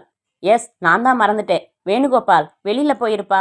சரி டாக்டர் என்று மனோகர் உற்சாகமாக வெளியே சென்றதும், உட்காருங்க, உங்க பேர் என்ன என்றார் டாக்டர். ராகவன். இவன் என் ஒரே பையன் சார், தாயில்லா பிள்ளை. பேசி பார்த்தீங்களா? இவனுக்கு என்ன ஆச்சு? மைண்டு பிசகி இருக்கா? இருங்க, அதெல்லாம் இல்லை, பேசி பார்த்தேன். I doubt this on a very peculiar case of reincarnation. அப்படின்னா டாக்டர்? என்னாலையும் இன்னும் சரியாக கன்ஃபார்ம் பண்ண முடியல. லட்சத்தில் கோடியில் ஒருத்தருக்கு தன் பூர்வ ஜென்மத்தோட நினைவுகள் திரும்பலாம். அது மாதிரி பல விசித்திர கேஸுகளை நான் படிச்சிருக்கேன். உங்கள் பையன் பெங்களூர் போயிருக்கானா? மெட்ராஸ் தாண்டி எங்கேயும் போனதில்லையே டாக்டர். பெங்களூரில் ஒரு தெருவையே வர்ணிக்கிறான் சார். இந்த ஹோட்டலுக்கு பக்கத்தில் இந்த கடை, இந்த கடைக்கு பக்கத்தில் இந்த சந்துன்னு. அவன் சொல்கிறதெல்லாம் ரொம்ப கரெக்ட். நான் பெங்களூரில் பல வருஷம் இருந்தவன். நேரில் பார்த்தவனால மட்டும்தான் இவ்வளவு டீட்டெயிலாக சொல்ல முடியும். டாக்டர், நீங்கள் என்ன சொல்கிறீங்க? பையன் வேணுகோபால் வேணுகோபால்னு தன்னை பற்றி சொல்லிக்கிறானே, அது யார் என்னன்னு ஆழமாக அவனை கேட்டதுண்டா நீங்கள்? இல்லை சார். இப்போ நான் கேட்டேன். தன் வயது 26ன்னு சொல்கிறான். தனக்கு காதல் தோல்வி ஏற்பட்டதா சொல்கிறான். தான் தூக்கு மாட்டிக்கிட்டு செத்து போனதா சொல்கிறான். எம்பிபிஎஸ் டாக்டர் ஒருத்தர்கிட்ட போன வாரம் இவனை அழைச்சிக்கிட்டு போனேன். அப்பவும் இதெல்லாம் சொன்னான். ஏதோ கனா கண்டுட்டு உளறான்னு நான் நினச்சிட்டு இருந்தேன். நோ, இது கனவில்லை, ஹால்யூசினேஷனும் இல்லை. He is different. இவனை இன்னும் தீவிரமாக ஆராயணும் மிஸ்டர் ராகவன். ஒன்று செய்யுங்க, இவனை என் கிளினிக்கில் இப்போவே அட்மிட் பண்ணிடுங்க. நான் இவனை ஒரு வாரத்துக்கு வாட்ச் பண்ணணும். அதுக்கப்புறம் நாம் முடிவுக்கு வரலாம். டாக்டர், என்னென்னவோ சொல்கிறீங்களே, எனக்கு பயமாக இருக்கு. இதில் பயப்பட எதுவும் இல்லை. இது வியாதி இல்லை. அவன் உயிருக்கு எந்த ஆபத்தும் இல்லை. போன ஜென்ம நினைவுகள் வருதுன்னு சொல்கிறீங்க. வெறுமனே இவன் பேர்களையும் சம்பவங்களையும் சொன்னால் கூட தேவலாமே. இவன் அவளை பழி வாங்கணும்னு சொல்லிக்கிட்டு இருக்கானே. எஸ், என்கிட்டையும் சொன்னான். ஒரு பையனை பழி வாங்கிட்டேன்னு கூட என்னவோ பேசினான். அதெல்லாம் ஒன்றுமில்ல, பொருத்தமாக நம்புற மாதிரி உளருவான். இவன் மைண்ட் இப்படி பிசகினதுலேருந்து ஆஃபீஸுக்கு கூட நான் லீவ் போட்டுட்டு என் நேரடி கண்காணிப்பிலே வச்சுருந்தேன் டாக்டர். சரி, அட்மிட் பண்ணிட்டு போங்க, நான் பார்க்குறேன். எந்த கவலையும் இல்லாமல் போங்க. அவன் என் பொறுப்பு இனிமே. ராகவன் தலையசைத்து அந்த உமா மனநல மருத்துவமனையின் ஸ்பெஷல் வார்டில் மனோகரை அட்மிட் செய்துவிட்டு, மனோகர், நீங்க டாக்டரும் நர்ஸும் சொல்றபடி கேட்டுக்கணும். நான் தினமும் வந்து உன்னை பார்க்குறேன், என்ன என்றான். எனக்கு என்ன உடம்புக்கு? நான் நல்லா தானே இருக்கேன். இப்போ நல்லா தான் பேசுகிற மாதிரி இருக்கு. உனக்கு ஒன்றும் இல்லடா கண்ணா. ரொம்ப படித்து களைச்சிட்ட. அதனால சும்மா ரெஸ்ட் மாதிரி பல வாராக அவனுக்கு சமாதானம் சொல்லிவிட்டு சென்றான் ராகவன். அத்தியாயம் 13. ட்விங்கிள் ட்விங்கிள் லார்ட் ஸ்டார்ஸ் என்று 2 வரிகளாக எழுதின பனியன் அணிந்திருந்த சுசீலா குதிரைவாலாக கூந்தலை கட்டியிருந்தாள். ரொம்ப நேரமாக பரத் எதுவும் பேசாமல் என்று பதிலும் சொல்லாமல் டெலிஃபோன் ரிசீவரை மௌனமாக காதோடு வைத்துக்கொண்டு நகம் கடிப்பதை பார்த்தாள். பரத், என்ன செய்றீங்க? ஷூ என்று தன் உதட்டின் குறுக்கில் விரல் வைத்து காட்டிவிட்டு சீரியஸாக கவனிப்பதை தொடர்ந்தான். கிராஸ்டாக்கா? தலையசைத்தான். லவர்ஸா? தலையசைத்தான். வர வர உங்களுக்கு அடிப்படை நாகரிகமே இல்லாம போச்சு.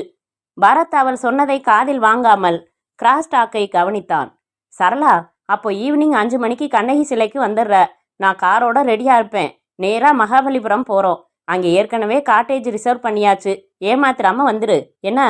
எனக்கு பயமா இருக்கு கிருஷ்ணா. என் மேல நம்பிக்கை இல்லையா? அம்மாடி சரளா என்று இடையில் புகுந்தான் பரத். கிருஷ்ணன் சொல்றத நம்பாதம்மா. கல்யாணம் பண்ணிக்கிட்டு அப்புறம் காட்டேஜுக்கு போ. யார் அவன் குறுக்க பேசுறது என்றான் கிருஷ்ணா. யாரா இருந்தா என்ன?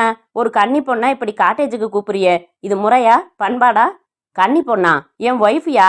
வரதட்சணை தகராறுல பெரியவங்க பிரிச்சு வச்சிருக்காங்க. நாங்க இப்படி ரகசியமா? அதை பத்தி உனக்கு என்னையா? போன வை. ஒட்டு கேட்குற காட்டானி பண்பாட்டை பத்தி பேசுறியா? தேங்க்யூ என்று வழிந்து விட்டு போனை வைத்த பரத், சுசி, எனக்கு நேரம் சரியா இல்லைன்னு நினைக்கிறேன். நான் ஒரு மாதிரி சந்தேகப்பட்டா அது உண்மையா இருக்கு. உளறேன் இல்ல? டெலிஃபோன் ஒலித்து எடுத்து, யாரு? கிருஷ்ணாவா? கிருஷ்ணனா? நான் நியூட்டன்பா. சாரி, சொல்லுங்க சார். அந்த வேணுகோபால் குடும்பம் எங்க இருக்குன்னு விசாரிக்க சொன்னீங்களே? ஆமா, வேணுகோபாலோட தம்பி பேர் ஜெயகோபால். அவங்க அம்மாவும் அவரும் இதே மெட்ராஸ்ல தான் இருக்காங்க. அட்ரஸ் சொல்லட்டுமா? சொல்லுங்க சார். நியூட்டன் சொன்ன சைதாப்பேட்டை விலாசத்தை பரத் குறித்து கொண்டான். ரொம்ப தேங்க்ஸ் சார். அந்த பையன் பத்தி எதுவும் தகவல் உண்டா? மாரியப்பன் கிட்ட காலையில கூட போன்ல பேசினேன். கேஸ் இழுத்தடிக்குதுன்னு சொன்னாரு. Right sir, meet you later. Bharat போனை வைத்துவிட்டு, வா சுசி, இந்த ஜெயகோபாலை போய் பார்த்துட்டு வரலாம் என்றான். சைதாப்பேட்டையின் சிக்கலான உள்தெரு ஒன்றில் சிரமப்பட்டு காரை ஓட்ட வேண்டிய சந்தில் ஒரு வீட்டின் மாடி போர்ஷனில் குடியிருந்த ஜெயகோபால் இவர்கள் போன போது இல்லை. அவன் அம்மாதான் இருந்தாள். ஒல்லியான தேகம், ஏராளமாய் முடி உதிர்ந்து கண்களுக்கு கீழே கருவளையங்களுடன் கைத்தறி புடவையுடன் இருந்த அந்த தனலட்சுமி அம்மாள் முதல் காரியமாக வெயில்ல வந்திருக்கீங்க என்று சொல்லி மோர் கொண்டு வந்து கொடுத்தார். பரத் தன்னை முறையாக அறிமுகப்படுத்தி கொண்டு, அம்மா, நாங்க எதுக்காக வந்திருக்கோம்னு சொன்னா நீங்க ஆச்சரியப்படலாம். 15 வருஷம் முன்னாடி இறந்து போன உங்க மகனோட காதலி தேவியோட குடும்பத்துல இப்போ சில விசித்திரமான சம்பவங்கள். அவங்களோட ஒரு சின்ன மகன் கொலை செய்யப்பட்டிருக்கான் என்றவன் நடந்த சம்பவங்களை விவரித்தான். அந்த அம்மாள் உண்மையான ஆச்சரியத்துடன் மௌனமாக எல்லாம் கேட்டுக்கொண்டு, என் பிள்ளைக்கு சாதாரண சாவு இல்லதான், அதுக்காக அவன் இப்ப ஆவியா அலையிறான்னா, பழிவாங்க துடிக்கிறான்னா என்னால நம்ப முடியலங்க என்றார். எங்களாலேயும் நம்ப முடியலதான் என்று பரத் சொன்னபோது வெளியே போயிருந்த ஜெயகோபால் வீடு திரும்பினான். பரத் தன்னையும் சுசீலாவையும் அறிமுகப்படுத்தி கொண்டான். அம்மாவிடம் சொன்ன பூரா தகவல்களையும் மறுபடி அவனிடம் சுருக்கமாக சொன்னதும் அவன் வயிற்றை பிடித்து கொண்டு சிரித்தான். என்ன சார், இப்படி ரீலா கதை விடுறீங்க என்ற ஜெயகோபாலுக்கு லேசாக தொந்தி இருந்தது. காலர் இல்லாத பனியன் அணிந்திருந்தான். அதன் பாக்கெட் பகுதியில் சிகரெட் பெட்டி தெரிந்தது. சிக்கனமாக மீசை வைத்திருந்தான். வகிடெடுத்து தலைவாரி இருந்தான். நான் சொன்னதெல்லாம் கதை இல்லை மிஸ்டர் ஜெயகோபால். எங்க அண்ணன் செத்து 15 வருஷமாச்சு. இப்போ போய் ஆவி பழி வாங்குது அது இதுன்னு சொன்னா எப்படி நம்புறது? சார், நாங்களும் நம்ப தயாரா இல்ல. இது ஆவி சமாச்சாரம் இல்ல. யாரோ ஆசாமி விளையாடுறான். அவன் யாரு என்னன்னு தெரிய வேணாமா? ரைட், நான் என்ன செய்யணும்? உங்க அண்ணனை பத்தி கொஞ்சம் விரிவா சொல்லுங்களேன். என்ன சொல்றதுன்னு தெரியலையே. எங்க அண்ணன் இறந்தப்போ எனக்கு 13 வயசு. எங்க அண்ணன் தூக்கு மாட்டிக்க காரணமா இருந்த அந்த தேவி மேலையும் அவ அப்பா பொன்னுசாமி மேலையும் ஆத்திரமா வந்துச்சு. சின்ன பையன், நான் என்ன செய்ய முடியும்? நானும் அம்மாவும் அதுக்கப்புறம் பெங்களூர்ல 2 வருஷம் இருந்தோம். அப்புறம் மெட்ராஸ் வந்தோம். வேணு ரொம்ப இன்டெலிஜென்ட் தெரியுமா? யாருக்கும் அவனை பிடிக்கும். ஒரு நிமிஷம் சும்மா இருக்க மாட்டான். ஆஃபீஸில் வேலை பார்த்துக்கிட்டே ரேடியோவுக்கு நாடகம் எல்லாம் எழுதினான். மெட்ராஸ் ரேடியோவுக்கு அவன் எழுதின 10-15 நாடகங்கள் ஒளிபரப்பாயிருக்கு. நாடகங்கள் எழுதுறதோட அவனே ரேடியோ ஸ்டேஷன் வந்து பின்னணி குரலும் கொடுப்பான். அந்த சமயத்தில் அடிக்கடி பெங்களூர்ல இருந்து மெட்ராஸ் வந்து போயிட்டு இருந்தப்போ ஒரு ரயில் பயணத்துல தான் தேவியை சந்திச்சான். அவங்க பழக்கம் அதிகமாகி காதலானது. வீட்டில் அம்மாவுக்கு காதல் விவகாரம் தெரியும். சதா தேவி பத்தியே பேசிட்டு இருப்பான். வீட்டில் பாத்ரூம்ல கூட தேவி தேவின்னு எழுதி வச்சிருந்தான். அவன் எழுதின நாடகங்கள்ல எல்லாம் கதாநாயகி பேர் தேவிதான். அப்படி ஒரு பைத்தியமா இருந்தான். தேவியோட அப்பா திட்டம் போட்டு இவன் மேல திருட்டு பழி சுமத்தி தேவியை இவங்கிட்ட இருந்து பிரிச்சதும் ரொம்ப அப்செட் ஆகி போயிட்டான். நானும் அம்மாவும் எவ்வளவோ ஆறுதல் சொன்னோம். ஆனாலும் அவன் எக்ஸ்ட்ரீம் ஸ்டேஜுக்கு போய் தற்கொலை செஞ்சுக்கிட்டான். வேணுகோபாலோட கையெழுத்து ஏதாவது நான் பார்க்கணுமே. அவன் எழுதின ஒரே ஒரு நாடக ஸ்கிரிப்ட் அவன் நினைவா பத்திரப்படுத்தி வச்சிருக்கேன். இருங்க, எடுத்துட்டு வரேன். ஜெயகோபால் பக்கத்து அறைக்கு சென்று சில நிமிடங்களில் ஒரு கவருடன் திரும்பி வந்தான்.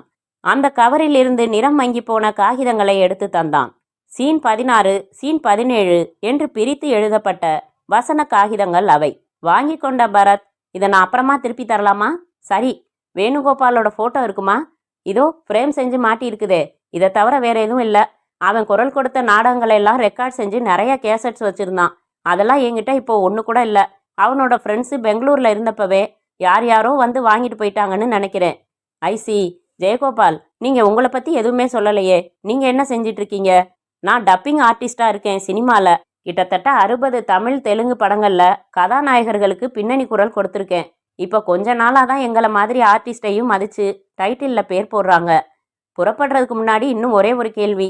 எத்தனை கேள்வி வேணும்னாலும் கேளுங்க. இதே மெட்ராஸ்ல தான் தேவி இருக்கிறது உங்களுக்கு தெரியுமா? தெரியுமே. சந்திச்சிருக்கீங்களா? ரோட்ல ஒரு தடவை கார்ல போனதை எதேச்சையா பார்த்தது தான். எங்க வீடுன்னு கூட தெரியாது. தெரிஞ்சுக்க ஆர்வப்படல. பரத் கை கூப்பி எழ சுசீலா டேப்பை அணைத்து கொண்டு எழுந்தாள். இருவரும் படிகள் இறங்கி சந்து பூராவும் எருமை மாடுகள் செய்திருந்த சாண ரகலையை மிதிக்காமல் நடந்து தங்கள் காருக்கு வந்து புறப்பட்டார்கள்.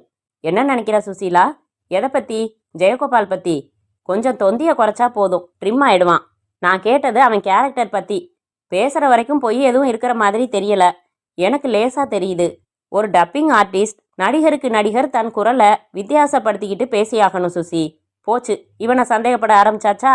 Y not? தன் அண்ணன் குரல்ல இவனால சுலபமா பேச முடியும். இவனே தேவிக்கிட்ட போன்ல மிரட்டலா பேசியிருக்கலாம். உடனே முடிவுக்கு வராதீங்க பரத். ஆனா உடனே சந்தேகப்படுறது தப்பில்ல என்ற பரத் ஏஜென்சி வந்ததும் நியூட்டனுக்கு ஃபோன் செய்து, ஹலோ சார், அந்த அட்ரஸ்ல போய் 2 பேரையும் சந்திச்சு பேசினேன். ஏதாச்சும் புது தகவல்? 1-2 இருக்கு. இந்த ஜெயகோபால நீங்க ஒரு திறமையான கான்ஸ்டபிளை மஃப்டியில் அனுப்பி ஒரு 4 நாளைக்கு கண்காணிச்சு இவன் நடவடிக்கைகளை, எங்க போறான் எங்க வர்றாங்கிற விவரங்களை எனக்கு தரணுமே. தந்துட்டா போச்சு. Thank you sir. என்று வைத்தான் பரத். பரத், தேவி வீட்டு ஃபோன்ல டேப் இணைக்கிறது நல்லதுன்னு நினைக்கிறேன். அந்த ஆவி மறுபடி ஃபோன் செய்யலாம். எஸ், செஞ்சிடலாம் என்றான் பரத். அத்தியாயம் 14. சார், உங்களுக்கு ஃபோன் என்றார் பியூன். எழுதி கொடுத்திருந்த லெட்ஜரை நகர்த்தி பேனாவை மூடி வைத்துவிட்டு எழுந்து சென்று மற்றொரு மேஜையில் இருந்த ரிசீவரை எடுத்துக்கொண்டான் ராகவன். ஹலோ, ராகவன் பேசுறேன். வணக்கம் சார், நான் உமா மனநல மருத்துவமனையிலேருந்து உதவி டாக்டர் குபேந்திரன் பேசுகிறேன். உங்கள் பையன் மனோகர் உங்கள் வீட்டுக்கு வந்தானா? ஏன் வீட்டுக்கா? வர வாய்ப்பில்லையே. என்ன சார் இப்படி கேட்குறீங்க? அவனோட ஸ்பெஷல் ரூமில் காணலை. 3 மணி நேரமாக உங்கள் பையனை தேடிக்கிட்டு இருக்கோம். கிளினிக் பூரா பார்த்தாச்சு. அதான் உங்களை பார்க்க புறப்பட்டு வந்துட்டானோன்னு. என்ன சார் வயத்தில் புளிய கரைக்கிறீங்க? உங்கள் ஆஸ்பத்திரியை நம்பித்தானே அட்மிட் பண்ணிட்டு வந்தேன். அவனும் மைண்டு சரியில்லாதவன். நான் உடனே என் வீட்டில் பார்த்துட்டு அங்கே வரேன். ராகவன் பதட்டமாக பர்மிஷன் போட்டுவிட்டு தன் ஸ்கூட்டரில் புறப்பட்டான். நேராக தன் வீட்டிற்கு வந்தான். பூட்டினபடியே இருந்தது. பக்கத்து வீடுகளில் விசாரித்தான்.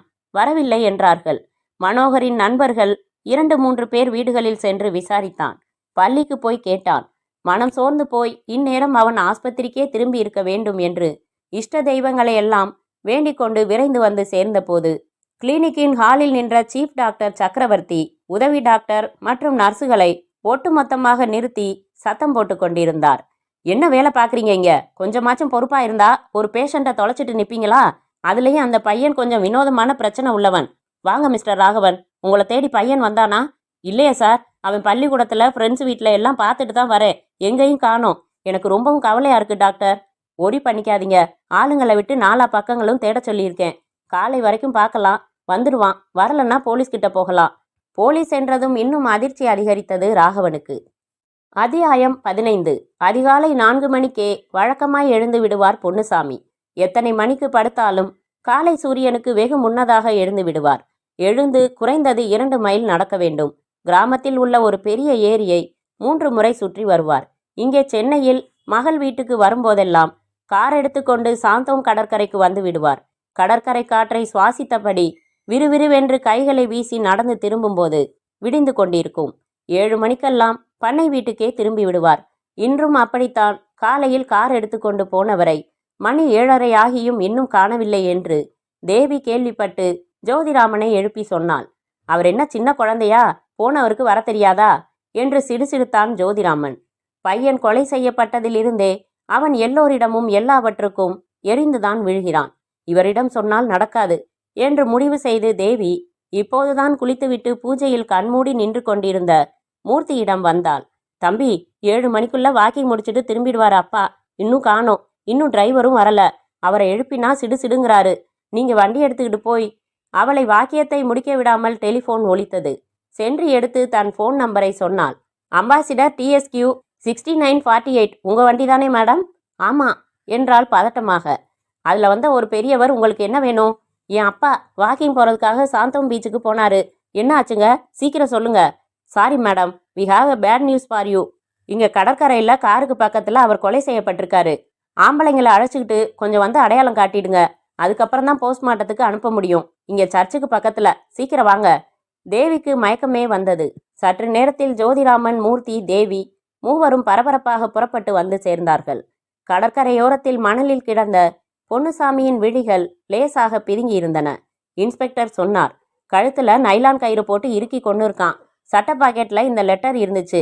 தொடாம படிங்க. யார் இந்த வேணுகோபால் என்று அந்த கடிதத்தின் 2 எதிரெதிர் முனைகளை பிடித்து காட்ட, என் அருமை காதலியே தேவி, உன்னை என்னிடம் இருந்து சதி செய்து பிரித்த உன் அப்பாவுக்கு தீர்ப்பு வழங்கிவிட்டேன். இன்னும் காரியங்கள் பாக்கி இருக்கின்றன. உங்களையெல்லாம் பழி வாங்குவதற்காகவே மீண்டும் பிறந்து வந்தேன் கண்ணே. காத்திரு, விரைவில் சந்திக்கிறேன். வேணுகோபால் என்று எழுதப்பட்டிருந்தது.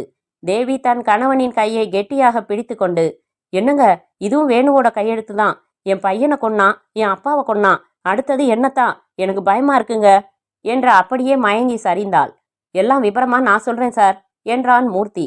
மறுநாள் செய்தித்தாள்களில் விசித்திர கொலை, பழிவாங்கும் ஆவி. ஏற்கனவே தொழிலதிபர் ஜோதிராமனின் புதல்வனை ஒரு மர்ம சிறுவன் கொலை செய்தான். அதே சிறுவன் இப்போது அதே குடும்பத்தில் ஜோதிராமனின் மாமனார் பொன்னுசாமியை கொலை செய்திருக்கிறான். பிணத்தின் பாக்கெட்டில் வைக்கப்பட்டிருந்த கடிதத்தின் நகல் அருகில் பிரசுரமாகியுள்ளது. இந்த கொலைகளின் பின்னணியில் ஒரு சுவாரஸ்யமான ஆவிக்கதை சொல்லப்படுகிறது என்று துவங்கி வேணுகோபாலின் காதல் கதை விலாவாரியாக எழுதப்பட்டிருந்தது. வர சொன்னீங்களாமே டாக்டர் என்று வந்து நின்றான் ராகவன். டாக்டர் சக்கரவர்த்தி அவன் புறம் தன் நாற்காலியை திருப்பிக் கொண்டு, பேப்பர் பாத்தீங்களா ராகவன்? உங்க பையனை 2 நாளா காணலன்னு நாம தவிக்கிறோம். அவன் நீட்டா ஒரு கொலையை செஞ்சிருக்கான். ஏற்கனவே ஒரு கொலையும் செஞ்சிருக்கான். அதை நீங்க என்கிட்ட மறைச்சிட்டீங்க. இனிமேயும் நாம போலீஸுக்கு தகவல் சொல்லாம இருக்கக்கூடாது. உங்க பையன் இப்போ வெளியில உலாவுறது வெரி வெரி டேஞ்சரஸ். அடுத்து அவன் யார் மேல பாய்வான், என்ன செய்வான்னு சொல்ல முடியாது. அதனால போலீஸை வரவழைச்சு நமக்கு தெரிஞ்ச தகவல்களை சொல்லிடுறது நல்லது. ராகவன் வேறு பதிலின்றி மௌனமாக தலையசைத்தான். டாக்டர் டெலிஃபோன் எடுத்து 100 சுழற்றி, போலீஸ் கண்ட்ரோல் ரூமா? என் பேர் சக்கரவர்த்தி. நான் ஒரு சைக்கியாட்ரிஸ்ட். 2 கொலைகளை வேணுகோபால்ங்கிற பேர்ல செஞ்ச ஒரு 15 வயசு பையனை உங்க டிபார்ட்மெண்ட் தேடுதில்லையா? அவன் பேர் மனோகர். அவன் என்கிட்ட கன்சல்ட்டுக்கு வந்தான். அவன் ஒரு பெக்குலியர் கேஸ். போன ஜென்ம நினைவு அவனுக்கு வந்திருக்கு. அவனை மேலும் ஆராயறதுக்காக இங்கே அட்மிட் செஞ்சேன். ஆனா அவன் யாருக்கும் தெரியாம தப்பிச்சு போயிட்டான். அவனோட அப்பாவும் இப்போ என் கிளினிக்ல தான் இருக்காரு. சம்பந்தப்பட்ட போலீஸ் அதிகாரிகளை அனுப்பி வச்சிங்கன்னா இன்னும் விபரமா சொல்ல முடியும். என் அட்ரஸ் சொல்றேன், குறிச்சுக்கங்க. விவகாரம் தன் கையை மீறி எங்கோ போய்விட்டது என்பதை உணர்ந்த ராகவன் பெருமூச்சு விட்டான். மனோகர், இப்போது எங்கேயடா இருக்கிறாய்? என்ன செய்கிறாய்? அத்தியாயம் 16. இன்ஸ்பெக்டர் மாரியப்பன் அவர் தகவல் தந்து பரத், சுசீலா மற்றும் சில அதிகாரிகள் விரைந்து டாக்டர் சக்கரவர்த்தியையும் ராகவனையும் அந்த ஆஸ்பத்திரியில் சந்தித்து கேள்விகளால் துளைத்தெடுத்தனர். இதே மாதிரி போன ஜென்ம நினைவு திரும்பின ஒரு கேஸை என் சீனியர் 7-8 வருஷத்துக்கு முன்னாடி டீல் பண்ணியிருக்காரு. லட்சத்துல ஏன் கோடியில ஒருத்தருக்கு இப்படி போன ஜென்ம நினைவு வர்றதுக்கு வாய்ப்பு இருக்கு என்றார் டாக்டர் சக்கரவர்த்தி. ராகவன் தன் மகனிடம் ஏற்பட்ட சின்ன சின்ன மாற்றங்களை எல்லாம் நுணுக்கமாக விவரித்தான். மனோகர் இதே சென்னையில் இங்கிருந்து தப்பித்து போய் எங்கோ தலைமறைவாக இருந்து பொன்னுசாமியை தீர்த்தவன். மேலும் குற்றங்கள் செய்ய முயற்சிக்கலாம் என்று அனுமானித்தனர். எவ்வளவு சீக்கிரம் முடியுமோ அவ்வளவு சீக்கிரம் மனோகரை பிடித்தாக வேண்டும் என்று தீர்மானித்தனர். ஜோதிராமன் வீட்டிற்கு போலீஸ் பாதுகாப்பு அளிப்பது என்றும் முடிவெடுத்தனர். ராகவனிடம் வாங்கின மனோகரின் புகைப்படம் பத்திரிகைகளில் வெளியிட்டு, இந்த சிறுவனை எங்கே பார்த்தாலும் உடனே காவல்துறைக்கு தெரியப்படுத்துங்கள் என்று அறிவிப்பும் வெளியிட ஏற்பாடு செய்யப்பட்டது. தொலைக்காட்சிகளிலும் ஒளிபரப்ப ஏற்பாடாகியது. அனைத்து காவல் நிலையங்களுக்கும் புகைப்படத்தின் பிரதிகள் அனுப்பப்பட்டன. பரத், சுசீலா ஜோதிராமன் வீட்டின் வரவேற்பு ஹாலில் அமைதியாக அமர்ந்திருந்தார்கள். அழுத முகத்தோடு தேவி இருந்தாள். ஜோதிராமன், மூர்த்தி அனைவருமே சோகமயமாக இருந்தார்கள். பரத் நீண்ட நேரமாக நிலவிய அமைதியை உடைத்தான். சார், உங்க மாமனார் எங்களை தேடி வந்து இந்த கேஸை ஒப்படைக்கிறப்போ இது ஆவி வேலையா இல்ல ஆசாமி வேலையான்னு கண்டுபிடிக்க சொன்னப்போ எங்களுக்கு சிரிப்பு தான் வந்தது. ஒரு ஈடுபாடு வராமத்தான் இறங்கினோம். உங்க பையன் பலியானதும் சீரியஸ் ஆனோம். அப்பவும் இது யாரோ ஒருத்தர் நடத்துற லீலைதான்னு நம்பினோம். வேணுகோபாலோட தம்பியை நான் சந்தேகப்பட்டேன். ஆனா இப்போ இந்த கொலைகளை செஞ்சது ஒரு 15 வயசு பையன்னு தெரிய வந்துடுச்சு.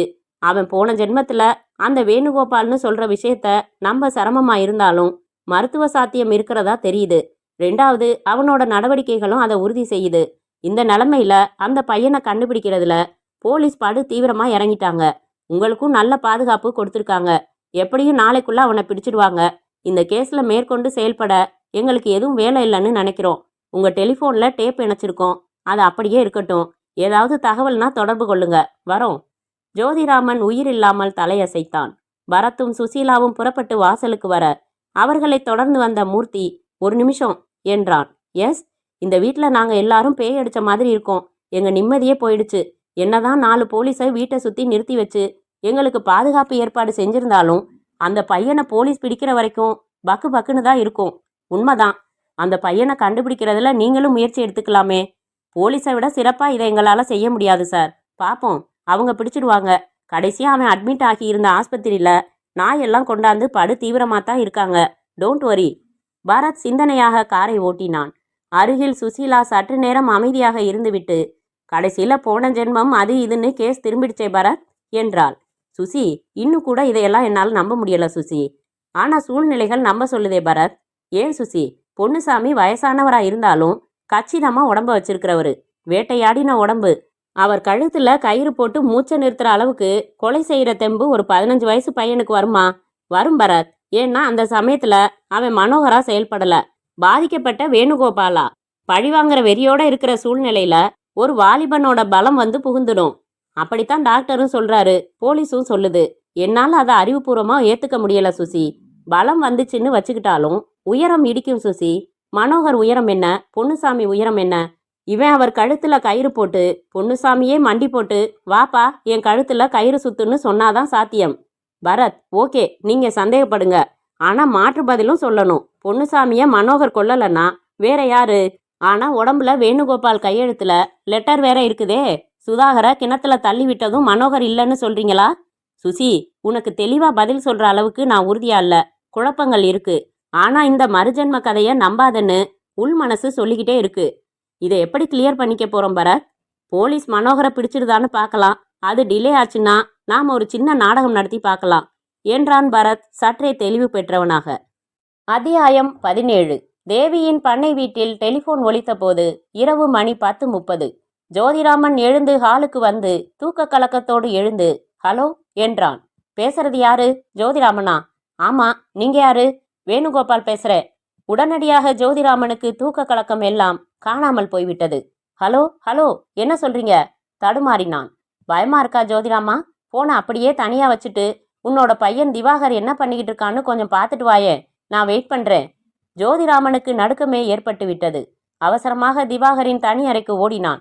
அதன் கதவுகள் திறந்தே இருந்தது. உள்ளே வந்து விளக்குகளை போட்டு பார்த்தபோது திவாகர் கட்டிலில் முழுக்க போர்த்தி கொண்டு உறங்கிக் கொண்டிருந்தான். ஜோதிராமன் நெருங்கி திவாகர் என்று அழைத்து போர்வையை விளக்க தலையணையும் போர்வையும் தான் பையன் போல் அமைத்து வைக்கப்பட்டிருந்தது. கூடவே ஒரு துண்டு சீட்டும் தலையணை மேல் குண்டூசியால் குத்தி வைக்கப்பட்டிருந்தது.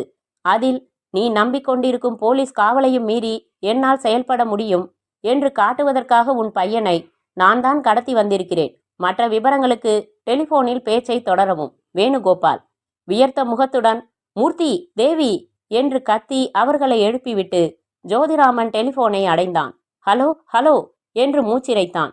மாடிப்படிகளில் பதட்டமாக தேவியும் தன் அறையிலிருந்து வந்த மூர்த்தியும் இறங்கி வந்தார்கள். ஹலோ ஜோதிராமன், திவாகர் இருக்கானா? இல்ல, ப்ளீஸ் அவனை எதுவும் செஞ்சிடாத, என்கிட்ட ஒப்படைச்சிடு. அதேப்படி என் காதலியை ஏண்டா நீ கொத்திக்கிட்டு போன? உன் மாமனார் என் மேல திருட்டு பட்டம் கட்டி ஜெயிலுக்கு அனுப்பிச்சானே, தூக்கு மாட்டி செத்தேனே, அதுக்கெல்லாம் பதில் வேணாமா? அதான் ஏற்கனவே என் ஒரு பையனையும் என் மாமனாரையும் கொன்னு பழி தீர்த்துக்கிட்டியே. எங்களை விட்டுடு, என் பையனை விட்டுடுப்பா. உனக்கு வேற என்ன வேணும் கேளு. போன ஜென்மத்துல நான் வேணுகோபால். அப்ப ஏற்பட்ட அவமானங்களுக்கு தான் இப்ப பழி வாங்கிட்டு இருக்கேன். ஆனா இந்த ஜென்ம வாழ்க்கைன்னு ஒண்ணு இருக்கே, அதை வாழ்ந்தாகணுமே. இந்த ஜென்மத்துல என் பேர் மனோகர். எனக்கு பெரிய கம்ப்யூட்டர் என்ஜினியர் ஆகணும்னு ஆசை. ஆனா போலீஸ் என்ன தேடிக்கிட்டு இருக்குது. அதனால நான் இங்க இருந்து காணாம எங்கேயாவது போயிட போறேன். ரொம்ப சந்தோஷம். என் பையனை ஒப்படைச்சிட்டு போயிடுப்பா. உனக்கு கோடி புண்ணியம். நான் தப்பிச்சு போய் ரகசியமா வாழணும்னா நிறைய பணம் வேணும். என்கிட்ட அது இல்ல. நான் வேணும்னா தரேன்பா. எவ்வளவு தருவ? 1,00,000 ரூபாய் தரேன். எங்கேயாவது போயிடு. பத்தாதுன்னு நினைக்கிறேன். 5 லட்சம் தரியா? பணத்தை வாங்கிட்டு உன் பையனை ஒப்படைச்சிடுறேன். நான் வேற மாநிலத்துக்கு ஓடி போறேன். என்ன சொல்ற? தர்றேன், தந்துடுறேன். எப்ப தருவ? நாளைக்கு ராத்திரிக்குள்ள ரெடி செஞ்சிருவியா பணத்தை? முடியும். சரி, ரெடி பண்ணி வை. எங்க எப்படி கொண்டாந்து தரணும்னு நாளைக்கு நான் ஃபோன் செய்கிறேன். இந்த விஷயம் போலீஸ்கிட்ட சொன்னீன்னா உன் பையன் பணம்தான் கிடைக்கும். புரிஞ்சுதா? புரியுது, சொல்ல மாட்டேன்.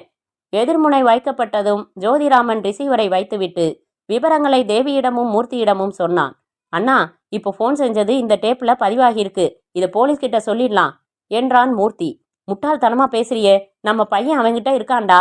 அண்ணா, நீ தான் முட்டாள்தனமா பேசுற. மறு ஜென்மமும் இல்ல, ஒரு கத்திரிக்காயும் இல்ல. இது ஏதோ பெரிய ஃப்ராடு. பழி வாங்குற வெறி உள்ள ஒருத்தன் இப்படி பிளாக்மெயில் பண்ணி பணம் கேட்பானா? அதான் காரணம் சொல்றான் இல்ல. நோ, இது நம்ப முடியாது. நம்ம வீட்ல இருந்து திவாகரை எப்படி கடத்தினாவன் தெரியலையே. தேவி, நீ தானே அவனை படுக்க வச்ச? 8:30 மணிக்கே தூங்கிட்டான். நான் தான் திவாகரை படுக்க வச்சு போத்தி விட்டேன். இருங்க என்று ஓடிப்போய் பார்த்துவிட்டு திரும்பின தேவி, பின்வாசல் கதவு திறந்திருக்குங்க என்றாள். மை காட், எப்படி எப்படி இது? வெளியில காவலுக்கு போலீஸ் நிக்குதே என்று மூர்த்தி வாசல் கதவை திறந்து வெளியே வந்து பார்க்க, போர்டிகோவின் விளக்குக்கு கீழே 4 போலீஸ் கான்ஸ்டபிள்களில் 2 பேர் சுகமாக தூங்கிக் கொண்டிருந்தனர். மற்ற 2 சாய்ந்தமர்ந்து அரட்டை அடித்துக் கொண்டிருந்தார்கள். என்ன சார் என்றார் ஒரு கான்ஸ்டபிள். ஒண்ணுமில்ல, நீங்க இருக்கீங்களான்னு பார்த்தேன் என்று விட்டு கதவை சாத்தின மூர்த்தி உள்ளே வந்து, 2 பேர் தான் தூங்குறாங்க, 2 பேர் பேசிக்கிட்டு இருக்காங்க. 4 பேரும் முன்பக்கமே இருக்கிறதால அவன் பின்பக்கமா வந்து தூக்கிட்டு போயிருக்கான். அண்ணே, ஒரு 15 வயசு பையனால திவாகரை கடத்திட்டு போக முடியுமா? எதுல கடத்தினா, எப்படி கடத்தினா, எங்க கொண்டு போய் வச்சிருக்கான், எங்க இருந்து போன்ல பேசுறான்? நோ, இது வேற யாரோட வேலையோ. போனை நம்ப வேணாம். பணத்தை எடுத்து கொடுத்து ஏமாற வேணாம். போலீஸ் கிட்ட சொல்லிடலாம். போலீஸ்ல சொன்னா திவாகரை கொன்னுடுவான் மூர்த்தி. அவன் சின்ன பையனோ பெரிய ஆசாமியோ என்ன சதியோ யாரா இருந்தாலும் இப்ப பையன் அவன் பொறுப்புல இருக்கானே. அவன் கொலைக்கு அஞ்சறவன் இல்ல. ஏற்கனவே 2 பேரை இழந்துட்டோம் நாம. போலீஸ்ல சொல்றது நல்லதில்ல மூர்த்தி என்றான் ஜோதிராமன். ஐயோ, 2 பிள்ளையில 1 போச்சு, இவனையும் தொலைச்சிடாதீங்க, எனக்கு இவன் வேணும், திவாகர் வேணும், பணம் பத்தி கவலை இல்ல என்று அழத் துவங்கினாள் தேவி. மூர்த்தி சற்று யோசித்து, சரி போலீஸ் வேணாம், பரத் கிட்டையாவது தெரிவிச்சு அட்வைஸ் கேட்கலாம், நாமே முடிவெடுக்கிறது எனக்கு எப்படி பார்த்தாலும் சரியா படல என்றான். சரி, பரத்துக்கு சொல்லலாம், அவரையும் போலீஸுக்கு சொல்ல வேணாம்னு சொல்லிடலாம் என்றான் ஜோதிராமன். மூர்த்தி போன் எடுத்து பரத்தின் வீட்டு எண்ணை சுழற்றி, ஹலோ, இந்த நேரத்துக்கு தொந்தரவு செய்யறதுக்கு முதல்ல சாரி, நான் பண்ணை வீட்டுல இருந்து மூர்த்தி பேசுறேன் சார். சொல்லுங்க, பரவாயில்ல, என்ன என்றான் பரத். கொஞ்சம் இப்பவே புறப்பட்டு வாங்க சார், இங்க சில குழப்பங்கள் நடந்து போச்சு, எங்களுக்கு என்ன செய்யறதுன்னு தெரியல, சிரமம் பார்க்காம வரீங்களா? விபரமா நேர்ல சொல்றோம். அடுத்த 3/4 மணி நேரத்தில் காரில் வந்து இறங்கினான் பரத். அறிமுகம் இருந்ததால் கான்ஸ்டபிள்கள் அனுமதிக்க உள்ளே வந்ததும் ஜோதிராமனும் மூர்த்தியுமாக நடந்த விபரங்களை தெரிவித்தார்கள். கேசட்டை ரிவர்ஸ் செய்து அந்த டெலிபோன் உரையாடலை கவனமாக கேட்டான் பரத். அதன் பிறகு திரும்பி தேவியை பார்த்தான். இந்த குரல் வேணுகோபாலோட குரல் மாதிரியே இருக்கா? கிட்டத்தட்ட அப்படிதான் இருக்கு என்றாள் தேவி. முதல்ல உங்களுக்கு போன் வந்தப்போ பேசின குரல் இதே மாதிரி தான் இருந்ததா? ஆமா. திவாகர் எந்த ரூம்ல படுத்திருந்தான்? காமிங்க. எல்லோருமாக சென்றார்கள். பரத் எல்லா விளக்குகளையும் போடச் சொல்லி கட்டிலில், அருகில், கீழே தரையில் என்று உன்னிப்பாக ஆராய்ந்தான். அந்த துண்டு சீட்டை கையில் எடுத்து பார்த்தான். ஏற்கனவே காரில் வைக்கப்பட்ட சீட்டிலும் பொன்னுசாமி சட்டை பாக்கெட்டில் வைக்கப்பட்ட சீட்டிலும் அதே கையெழுத்துதான். இந்த கையெழுத்துகள் வேணுகோபாலின் ஸ்கிரிப்டில் உள்ள கையெழுத்து போலவே கிட்டத்தட்ட உள்ளனவே ஒழிய இரண்டும் ஒன்றல்ல என்று ஏற்கனவே லேபரேட்டரியில் சொல்லிவிட்டார்கள். அந்த சீட்டை திருப்பி பின்பக்கம் பார்த்தான். அது எங்கும் கிடைக்கும் சாதாரண வெள்ளை காகிதம். அடுத்து வீட்டில் திறந்திருந்த பின்வாசலுக்கு வந்தான். அதன் தாழ்பாலை ஆராய்ந்தான். அது பெயர்க்கப்படவோ உடைக்கப்படவோ இல்லை, நல்ல நிலையில் இருந்தது. இந்த கதவு இப்படியே திறந்துதான் இருந்துச்சா? இல்ல, சாத்தி இருந்துச்சு, ஆனா தாழ்பால் போடப்படல. பரத் நிமிர்ந்து பார்த்தான். நிலைக்கு மேலே 2 கம்பிகள் ஓடி வெண்டிலேட்டர் போல நீல செவ்வக திறப்பு இருந்தது. வெளியிலிருந்து இது வழியா கம்பியை உள்ள விட்டு தாழ்பால மாட்டி இழுத்திருக்கலாம். அது ஒரு வழி. இன்னொரு வழியும் இருக்கு. என்ன அது?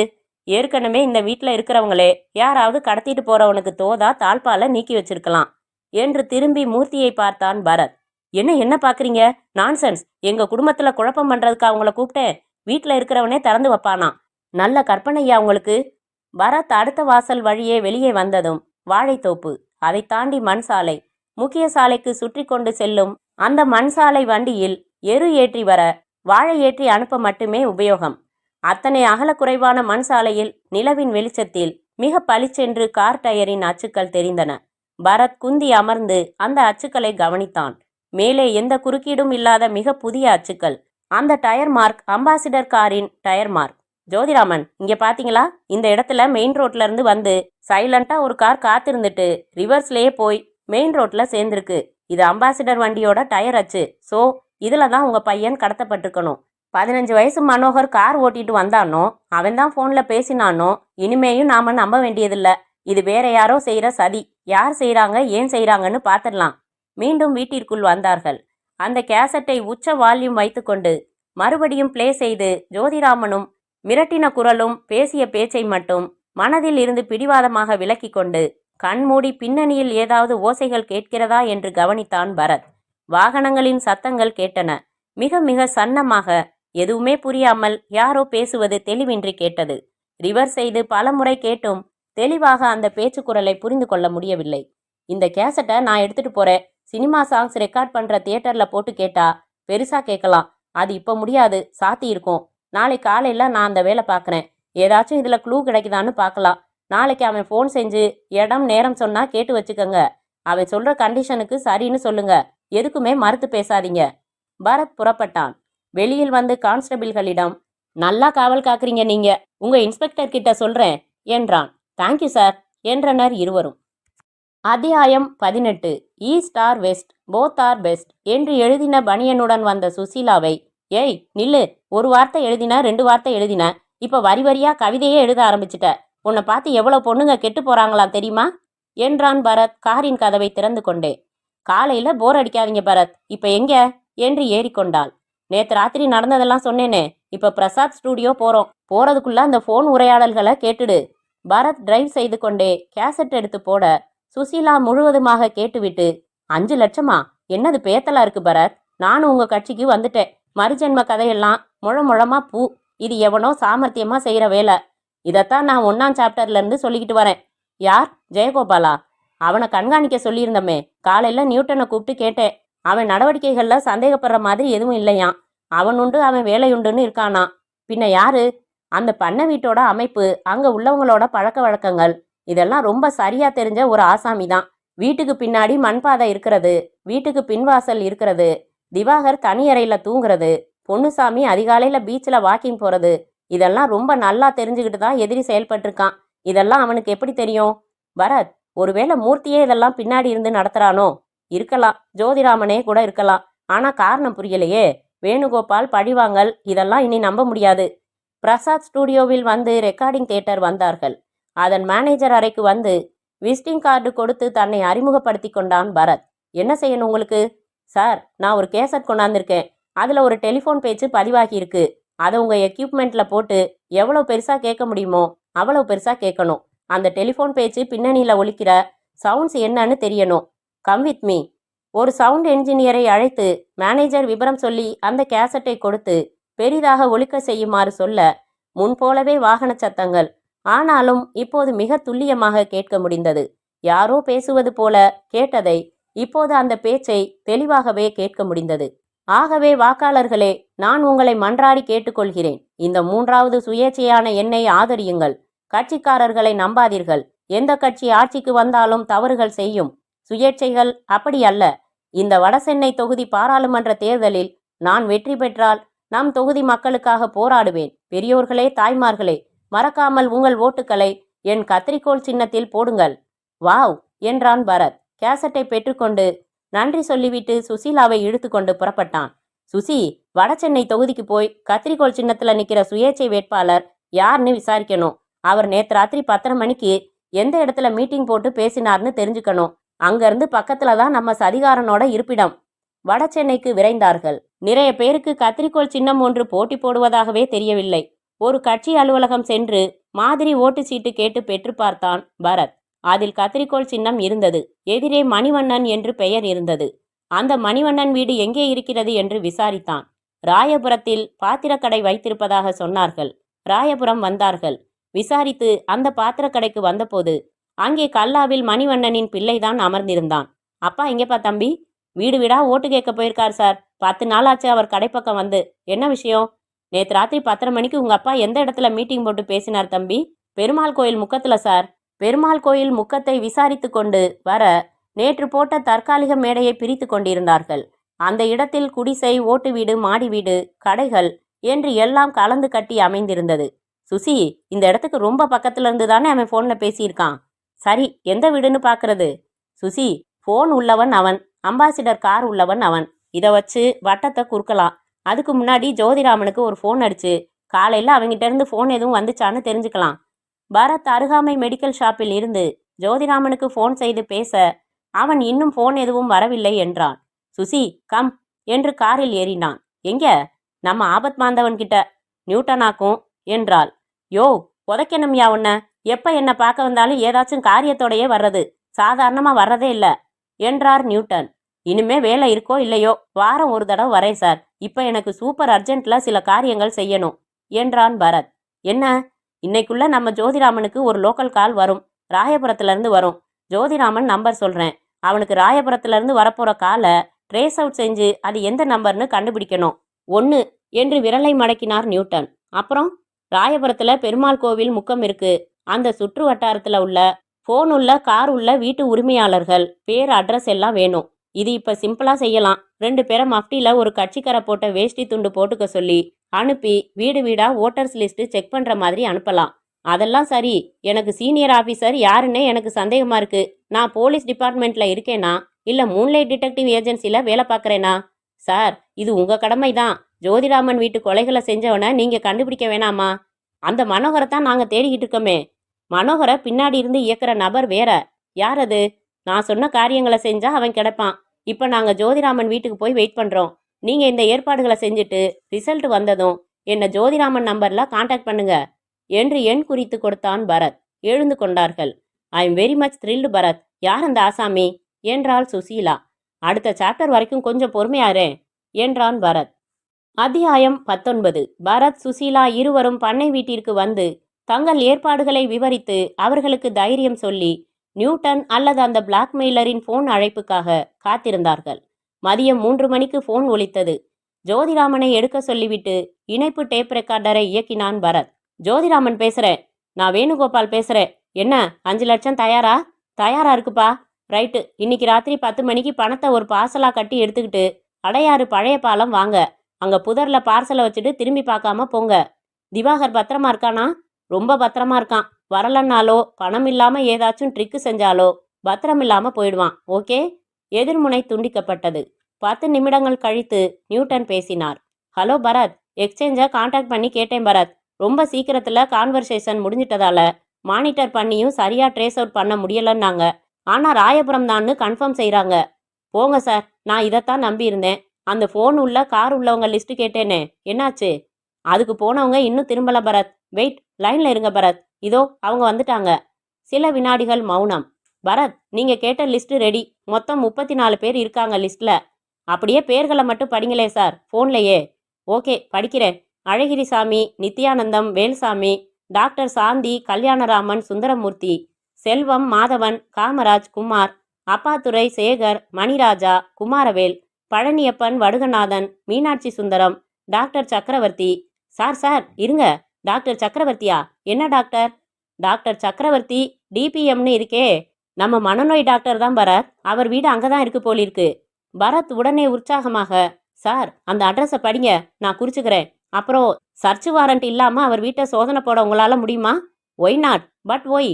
விளக்கம் அப்புறம். உடனே நீங்க 2 ஜீப்ல கான்ஸ்டபிள்களை நிரப்பிக்கிட்டு டாக்டர் சக்கரவர்த்தி வீட்டுக்கு வாங்க, நாங்க இங்க வந்துடுறோம் என்று பரத் விலாசம் குறித்து கொண்ட 3வது வினாடி காரில் இருந்தான்.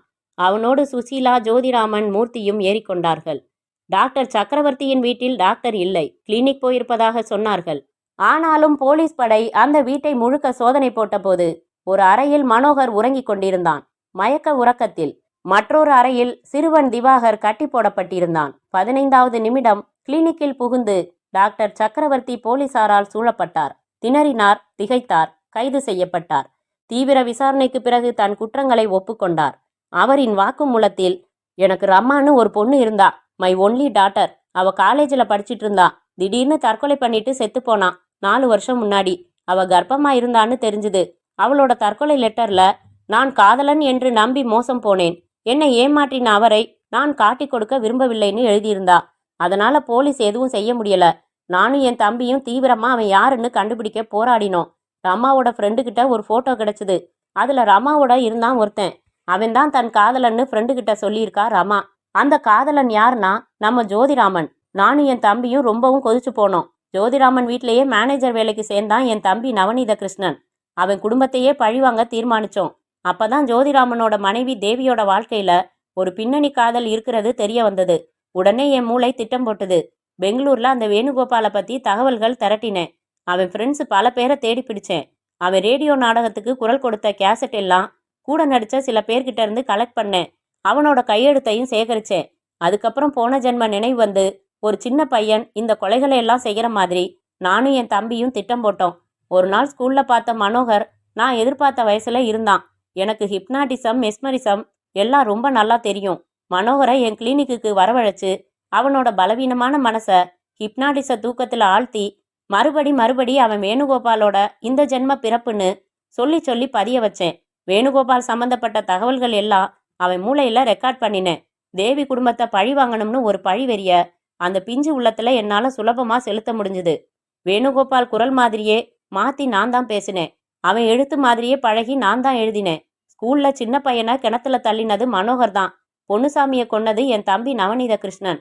மனோகரை என் ஆஸ்பத்திரியில இருந்து என் வீட்டுக்கு கொண்டாந்து அடைச்சி வச்சு காணாம போயிட்டான்னு நம்ப வச்சேன். நேத்து நவநீத கிருஷ்ணன் வீட்டுக்கு புறப்படுறப்போ பங்களா பின்வாசல் தாழ்பால திறந்து வச்சுட்டு வந்தான். அப்புறம் கார் எடுத்துட்டு நானும் அவனுமா போய் திவாகரை மயக்கப்படுத்தி எங்க வீட்டுக்கு கொண்டு வந்தோம். 5 லட்சம் எங்க நோக்கமில்ல. அதை தனியா துணை இல்லாம ஒப்படைக்க ஜோதிராமன் வருவான். அப்பா அவனை கொல்லணும்னு இருந்தோம். சக்கரவர்த்தியோடு அவர் தம்பி மேனேஜர் நவநீத கிருஷ்ணனும் கைது செய்யப்பட்டார்கள். திவாகர் ஜோதிராமனிடம் ஒப்படைக்கப்பட்டான். மனோகர் ஒரு பெரிய மனநல மருத்துவரிடம் கொண்டு செல்லப்பட்டு தீவிர சிகிச்சைக்கு சேர்க்கப்பட்டு ராகவன் பொறுப்பில் விடப்பட்டான். பரத், சுசீலா விடை பெற்று கொள்ளும் போது வழக்கம் போல பாராட்டுகளை மூட்டை மூட்டையாக சுமந்து கொண்டு வழக்கம் போல சுசீலா, பரத், ஆனாலும் டாக்டர் கிளினிக்ல அந்த நர்ஸை நீங்க அவ்வளவு தூரம் ஊடுருவி பார்த்தே ஆகணுமா என்றாள். முற்றும்.